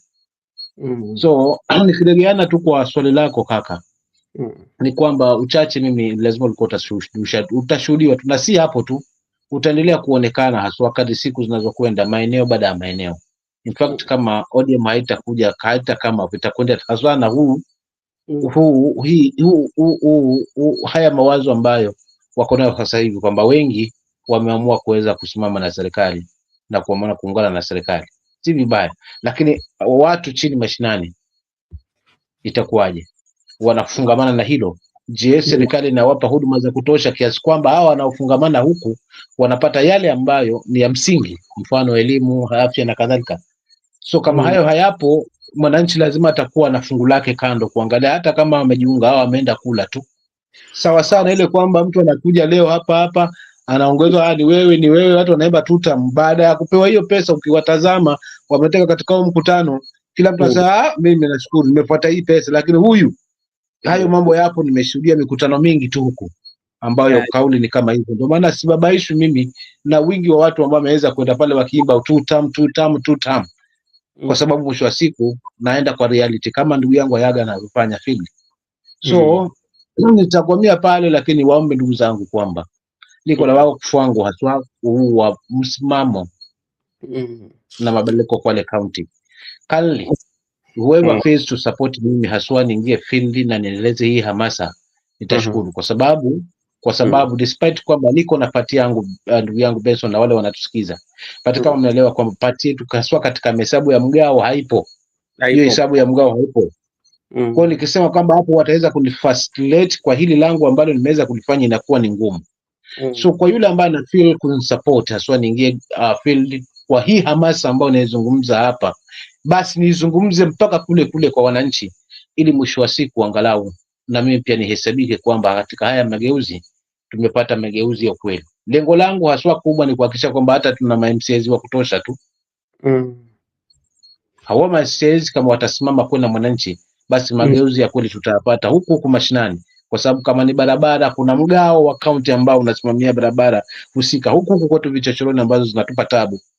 Kama ni elimu pia huko na wizara ya elimu. Kwa hivyo kama tutapata viongozi ambao watakuwa ni strong, kwa sababu wananchi wamewachagua best na tutaka rekodi zao, lakini vile vile na kuhakikisha kwamba sera zao zitafungamana, basi pia tutakuwa tumeweza kuchangia kwa njia moja ama nyingine.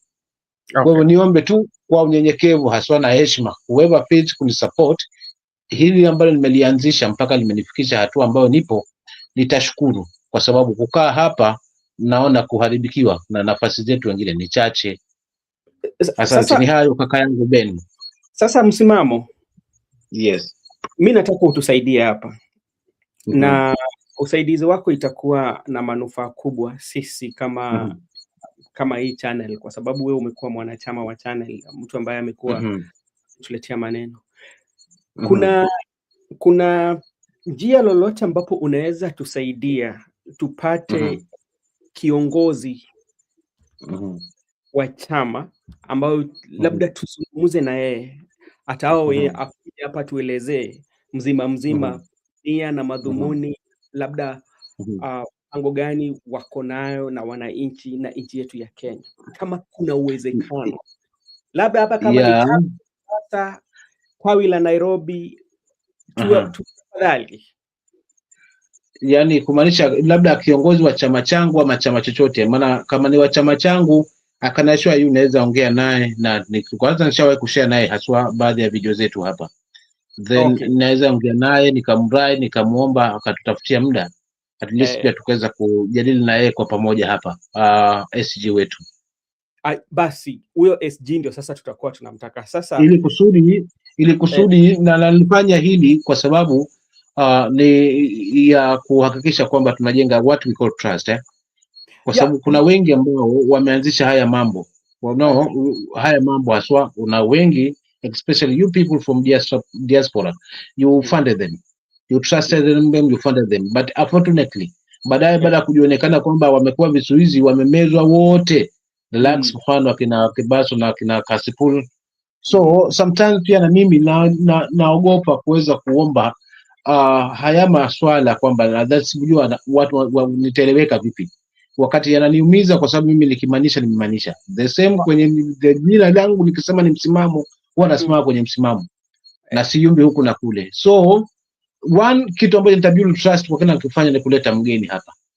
So nitajaribu kumrai na kuzungumza naye chini, kuomba kama atakuwa na muda, na kisha nitakujuza tu mapema, either kesho ama kesho kutwa, lakini hizi siku mbili nitakuwa nimekupa jibu ili ujiandae haswa kwamba tutakuwa na mgeni, tutakuja kumuuliza yale maswali ambayo yanafungamana kama chama chetu, ili kusudi kama ni kusimama na wewe na ile mipango ambayo ipo haswa kama chama tu sisi wananchi. Sawa sawa. Itakuwa ni jambo linaendelea. Unajua kitu ambacho labda sisi tunaweza sema kwamba tunajivunia ni kwa sababu jambo ni kwamba sisi wenyewe tunataka kutengeneza historia, na historia ambayo tunataka kutengeneza ni kwamba tulete maviongozi ambao wako na nia tofauti kwa nchi, na labda mpango gani ambao wako nayo kwa nchi, tuwapige msasa.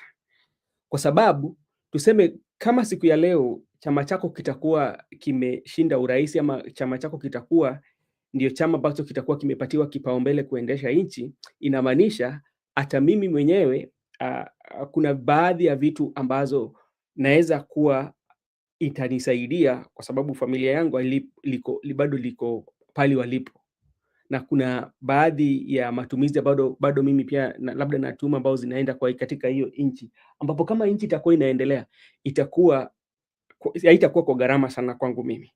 So ni ile tu kukurai umpatie kazi ambayo sisi tunafanya, akiona kwamba inafaa basi atuambie, alafu tujiandae tuongee na yeye aseme sisi, na kama hiyo inakuwa ni vizuri kwamba atatuambia wewe unataka kuzungumzia jambo gani, ni sera gani ambayo nyinyi mko nayo kama chama, na sisi pia tutauliza swali na itatusaidia sisi. Kabisa kaka, hapo nimekubaliana na wewe, ni kuomba Mungu kwa sababu nimezungumza yangu, lakini naomba kwamba kwa sababu ninachokizungumza Mungu huwa unapokusudia jambo basi Mungu anaiangaza hiyo njia. Naomba kwa sababu tumekusudia wote kwa pamoja, Mungu aiangaze hii njia. Maombi haya nikimueleza apate kuyaelewa, na pia tuhakikishe, na pia kuondoa tu kwamba wakati nikiwa meeting ya tuliyofanya last week hiyo, nilipopata nafasi ya kwenda, nilizungumzia hili kwamba lazima tutafute alternative way ya community ya kuonekana. Si lazima media kubwa. Siku hizi media kubwa wengi zimewachosha kutokana na yale ambayo yanazungumzwa pale. Media ambazo kiongozi anaweza enda kwa haraka ni hizi media, local media like hizi zetu ambazo zipo on daily basis. So it's part of which ambayo nilizungumza. Nadhani hili nitamzungumza nalo, na kwa kutokana na hii ngazi ambayo naizungumza hapa, nadhani atakubali na pia tutakuweza kujiunga na yeye hapa. Hiyo ni kitu ambacho naamini kwamba Mungu atakijalia na kitakuwa. Okay, sawa. Asante sana ndugu yangu Makobura, pole sana kwa kuweka katika bench. Na kabla tujafunga Makobura, unajua nilisahau, ni jambo ambalo nilikuwa nataka kuanza nayo, lakini tutafunga nayo. Tuache mambo ya siasa. Sasa hii unaweza toka saa yote ambao labda ukishanijibu. Jana Arsenal walicheza na Man United, na niliona mimi kama mtu kanirushia uliona game? Nikamwambia hapana, mimi sana sifuatilii mpira sana, lakini niliona watu wa Kenya sana walikuwa wamefurahi sana kama wewe, kwa sababu nilikuwa nakufuatilia usiku, nikaona usijui ulisema we are united. Ufuraha bado iko ama imeenda? Furaha haijaisha bado, taendelea mpaka next week. Sasa umeshinda mara moja, na ukiangalia kwa league mko sijui namba ngapi, na bado mko na furaha kweli. Unajua nini? Unajua nini? Unajua watu wa Arsenal wanafikirianga tu ni wao ndio wanacheza, wanapiga mpira hapa nje. And so actually I did an analysis. The game that was played yesterday, there was a huge turn up in the entire world. And just because Man U won, or what happened? What with the turn up? there was a lot of excitement. People really wanted to watch the game between Arsenal and Man U. And you know, Man U has been losing sometimes back. We've been losing. That's a reality. And so you know, on the other side, the people from Arsenal side, you know, they like speaking a lot, and they always feel like they're the ones who should be speaking whenever people are speaking. So they started this kind of dishing within the internet, and so it caught the attention of majority of football lovers, and that is why there was a huge turn up yesterday. And what happened is that wale watu wa Arsenal, they started writing all sort of things, how they are going to teach the Manchester United a lesson that they'll never forget. But And you know, when they started the game, I watched the game. They started with on a good note. They were strong. You know, they were almost playing half the field. And then when they got the first goal, you know, excitement, and then Manchester started doing what they do best. And Eric here will tell you, Goodyear will tell you, we almost got six goals. It is only that we decided to partly slow down. But it was a nice game. It was a uniting game that turned out well. It is only that watu Arsenal wameharibu. They kept dishing people, I mean, saying all manner of things in the internet and in their status. Little did they know that. Makobura, I know, Yes. even I know not only Arsenal fans, even my new fans yesterday, immediately after the game, they posted all manner of what do we call them? Manner of jokes and all that. But now, when we go to the Premier League list, or the Premier League standing list on how the numbers and what takes place, I can see Man U has played almost like 23 games. They've drawn 10 matches. They have like 10 wins, 8 wame win 10. Hii imekuongezana na jana, wamedraw 8, wame lose 5, points wako na 38.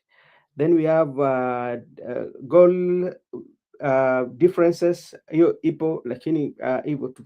Lakini sasa mmefurahi, lakini Arsenal wamewashinda na almost like 12 points.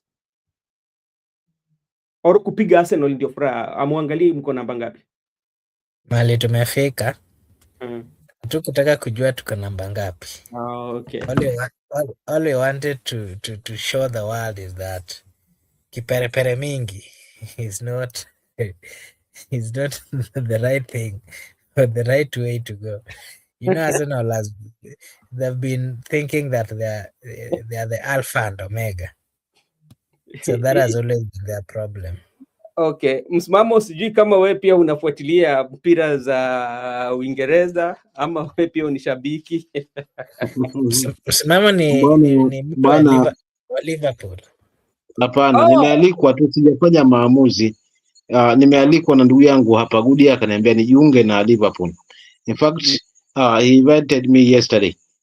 So I've not yet decided to be in Liverpool or to be in Manchester United or to be in Arsenal. Unajua ukweli, msema kweli ndugu yangu Benson, msema kweli mpenzi wa Mungu. Mimi nilikuwa Manchester United enzi hizo za kina Ferguson. Lakini baada ya kuondoka ukochi, alafu na mambo alivyokwenda, nikawa nabeba machungu, nikaja nikakaa nikamtia mtu ngumi haswa kwa banda la video. Nikaona hii sasa mambo gani haya? Mimi nikaachana na ushabiki hadi wa leo bwana. Wewe nipo tu. Sasa swali ni je, hebu niambie, inafika aje mpaka inafika unapiga mtu bana? Kwa sababu tu ya timu ndio unaona tu kwa runinga pale.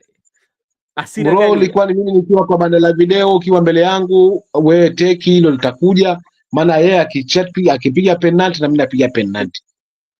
Na ukijaribu sasa nikifungwa ukiniingilia zaidi, mimi hasira zangu ni za karibu. Wakati huo ndugu yangu, tuwapigana kwenye banda la video, kesho twasalimiana ama twapelekana kwa chifu, na kisa ni mpira tu. So nikaona hivi vitimbi hivi, mtoto nimeoa na watoto wangu 4 na bado ushabiki upo ndio ule ule mara visa. Baada niende nitafutie kande wanangu, napelekwa polisi. Jana nilimkata mtu ngumi, kisa akaniambia nyinyi mpanya wa kufa. Yani hiyo neno panya wa kufa ilikuwa yani tuliitwa hiyo panya wa kufa, maana kila tukienda twapigwa. So nikaachana na ushabiki. Sasa hivi mimi ni kote kote kule, ninaangalia tu kuliwaza, lakini kwa kweli kujikita halisia kwenye ushabiki kaka, sitaki kurudi nilipokuwa kaka yangu. Kwa hivyo huyu asifurakie tu jana peke yake, tuangalie ndugu yangu, maana nilimtia tamaa, lakini sasa kwa sababu ya ushindi tu wa jana peke yake usio kanitonyesha tena, nikarudi kwa nyumba yangu, kisha alafu nikapata yale yalionikuta wakati huo.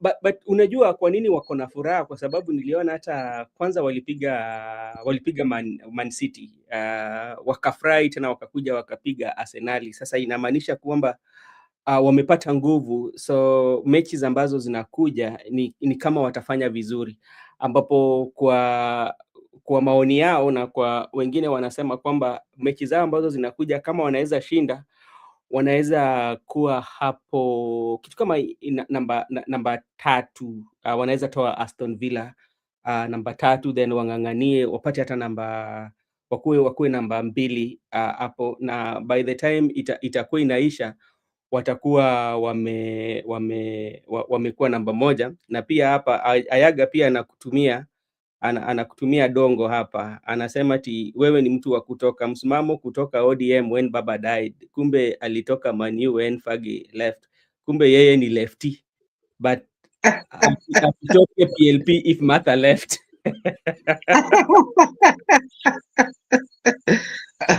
Unajua huyu jamaa wangu ni hasimu wangu kama mtu wa Man U na Arsenal. So ni wote, lakini mwisho wa siku tunajipata tuko kapu moja. Yaani hiyo tuliwajabu kwamba wote tunazozana hapa ODM PLP, lakini mwisho wa siku kama mambo hayaendi sawa kwa hospitali zetu tunajipata tuko kwenye kapu moja. Kwa hiyo hatuna ugomvi wa kwenda mbali, yani ugomvi wetu ni wa kisiasa, lakini mwisho pia tunaungana. Unajua hatujaweka mimi na Ayaga siasa kwa mapafu, kwani kwa roho tumeweka kwa mapafu. Kwa hivyo najua ni dongo, ila nimepiga nalo, nimelikubali. Ndugu yangu Ayaga, popote ulipo, ni mtu wa kutoka, lakini ninatoka na maana. Unaona, kama kwambia nilimkata mtu konde, na huku napo nilipoona kwamba ODM itaelekea kusiko, nikatoka mapema. Kwa hiyo ni mtu ambaye pia naona mbele. Ndugu yangu pia nayo jipange, maana Okay, Gypsy pia anasema hapa, Brother Benson, United is happy too for now because they are 2 points ahead of Liverpool because of rivalry. Kumbe hao walikuwa na furaha mingi sana. Okay, by the way, kesho tungoje cheche, kwa sababu nimeona mahali kwamba kesho Winnie atakuwa na mahojiano pale Citizen TV na Ivono Kwara.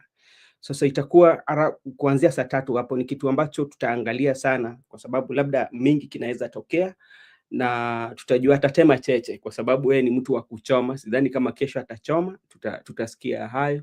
Pia atatupatia kwa undani zaidi, ambapo tunaweza sasa piga darubini na tuone nini aswa kinaendelea pale katika chama cha ODM na familia ya Mheshimiwa Raila Amolo Odinga. Labda cha mwisho, mimi naona kwamba sina jambo la kusema, labda msimamo ama Makubura kama kuna la ziada labda mnaweza sema.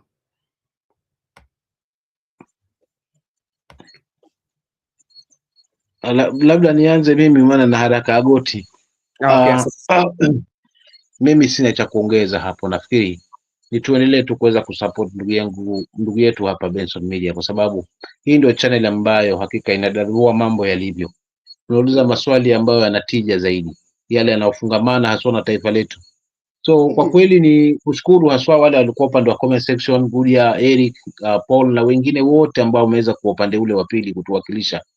Lakini kubwa zaidi kwa wale wanaotufuatilia na kutusikiza kwa yale ambayo tunazungumzia hapa, waendelee kuweza kusupport, kuweza kusubscribe, kuweza kushare, kulike na kadhalika. Nadhani hiyo litakuwa ni jambo ambalo litakuwa linambolea na tumemtendea haki ndugu yetu brother Benson Media. Na la mwisho kabisa ni kwamba tucheze kwetu kama wananchi. Fungu letu tusie tukaingia mazima, haswa kwa ngoma ya Wapemba kama alivyozungumza ndugu yangu Benson hapa, na tukasherekea marashi ya karafuu kisha tukajisahau kwamba tuko Pemba. Tubaki haswa na uhasilia wetu kwamba mwisho wa siku watarudi wote, zikelele zote zitakuja kwetu, ili sisi ndio waamuzi wa kweli ikifika huo wakati. Kwa hivyo tuwe tayari kuweza kuchagua magugu na mbegu. Sasa tusome tu mchezo, wale ambao wanaongozwa na tamaa zao tutawaona, wale ambao wanasimama na sisi tutawaona. Hapa ikifika 2027 uongo tutakapojua ni wapi tutakapoishia, na tujaribu haswa kusimama hapo ili tufanye lenye tija, haswa ikifika wakati ule wa kuweza kuliweka sawa taifa letu kwa kuleta uongozi ambao utakuwa na tija zaidi. Nitaachia hapo ndugu zangu kwa leo. Okay, asante sana Msimamo. Pia wewe nataka kushukuru kwa kuchukua muda wako kuzungumza na sisi. Imekuwa takriban kama masaa matatu, si chache, na kuwekeza muda wako ili tuzungumze mambo ya nchi yetu na uongozi. Asante sana, makubura kwako. Okay, asante sana. Mimi ombi langu tu bado ile respect for humanity, respect of the constitution, and above all the leaders of the Republic of Kenya, they have a role of ensuring that they perform as per the promises they give the people of Kenya. They have a role to ensure that they turn around the negativities and the bad things that are within the country. They have to make the economy work. They have to make the lives of the people through the initiative they're coming up with to work. The level of suffering in the Republic of Kenya is too high. We need a leadership that is going to solve the problems, a leadership that is going to understand and to speak and to hear the voices of the people. That way, we will not be able to tolerate, or will not be seeing leaders spending a lot of time and money and resources fighting their enemies or fighting their critics. It is wrong for them to spend money fighting their critics, money that should be directed in solving the problems and the challenges that Kenya is facing as a country. Let them not spend money on useless things. Let them stop bribing. Let them stop taking people's money. Let them stop taking debts which are going to make life of the people of Kenya unbearable. Let them focus on what is positive and what is nice and what is good. The same way they are looking for money for themselves and for their family, they should drive the nation with the same thinking.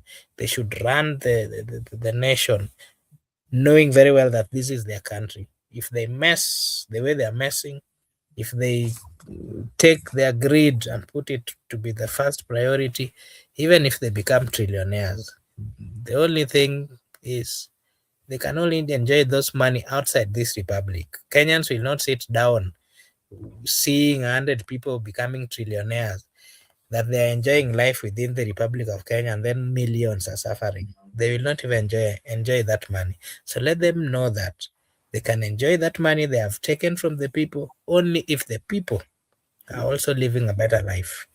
That would be my take. Okay, thank you so much. Mimi Benson, kidogo niongezee kitu, maana kanikumbusha kitu mdogo wangu hapa Wambavuni. Okay, asante. Yaani ili yatimilike haya ambayo mdogo wangu ameyazungumza kwamba viongozi wacheze pia upande wao, itatimilika zaidi kama kwanza wataiheshimu katiba. Wala hawataipa mgongo katiba ya nchi. Ili hii utamu na utashi ambao ndugu yangu ameuzungumza kwamba viongozi wasimame kwenye fungu lao na watambue kwamba hii harama wanaitumia, wangeituliza kwanza kwa kuwatengezea wananchi ili nao waenjoy, ili nao pia wapate kuenjoy hayo mapeni, yatimilike, lakini kwa kuiheshimu katiba, si kuipa mgongo katiba. Kwa hivyo ninamuongezea tu mdogo wangu hapo kwamba kwa viongozi, katiba ndio mwongozo wa hili taifa.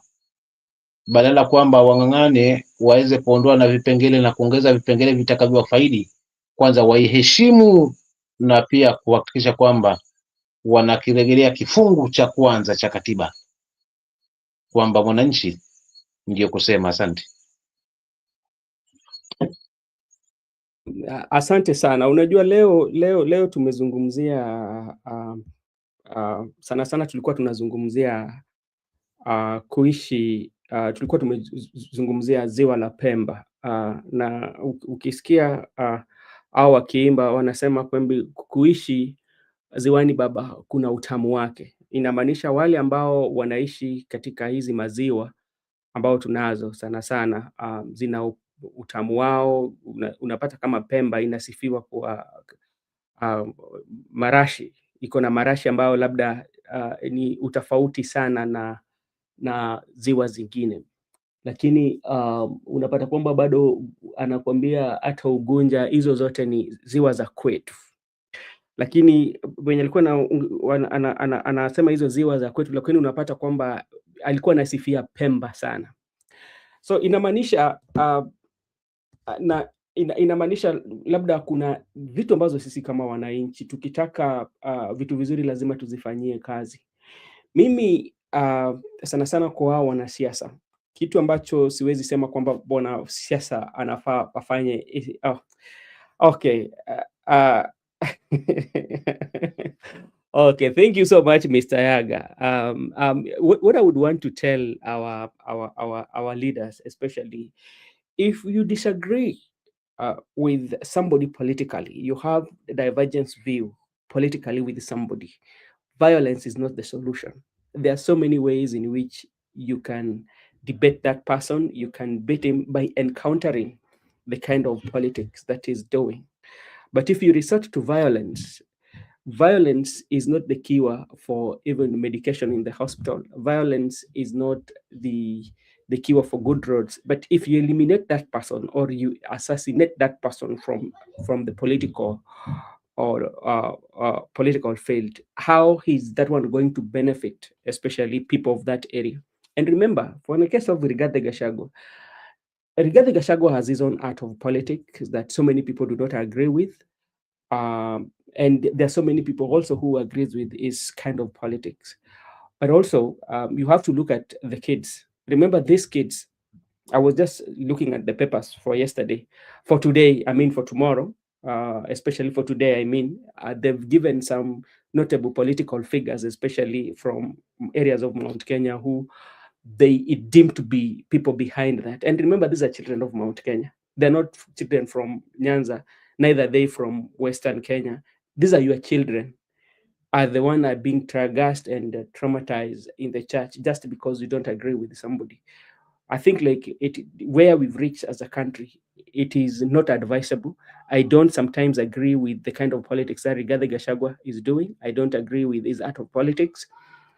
And that one does not mean that I should make the children of that county or the children of that area to pay for you not agreeing with Rigathi Gachagua.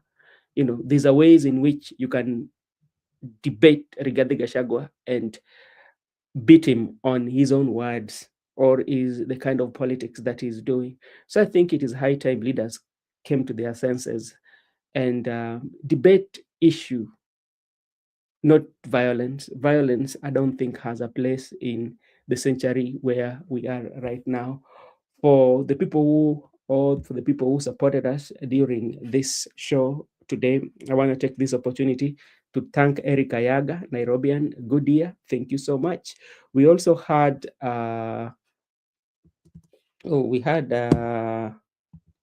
Makubura. Mine is not rolling. I don't know why. Because sometimes I connect. Oh, we had Paulo. Thank you so much. We had Belle. Thank you so much. I hope we did. Brenda and Judith and Shaima also was here, and we thank you so much. Tomorrow I will be hosting quite much early. Msimamo, if you get time. I know sometimes Makubura will not, but Makubura, maybe tomorrow you can watch the interview for Winnie. Then you can come with a recap on because like it will be ending like around 10, so you can do a recap for 1 hour if you find time.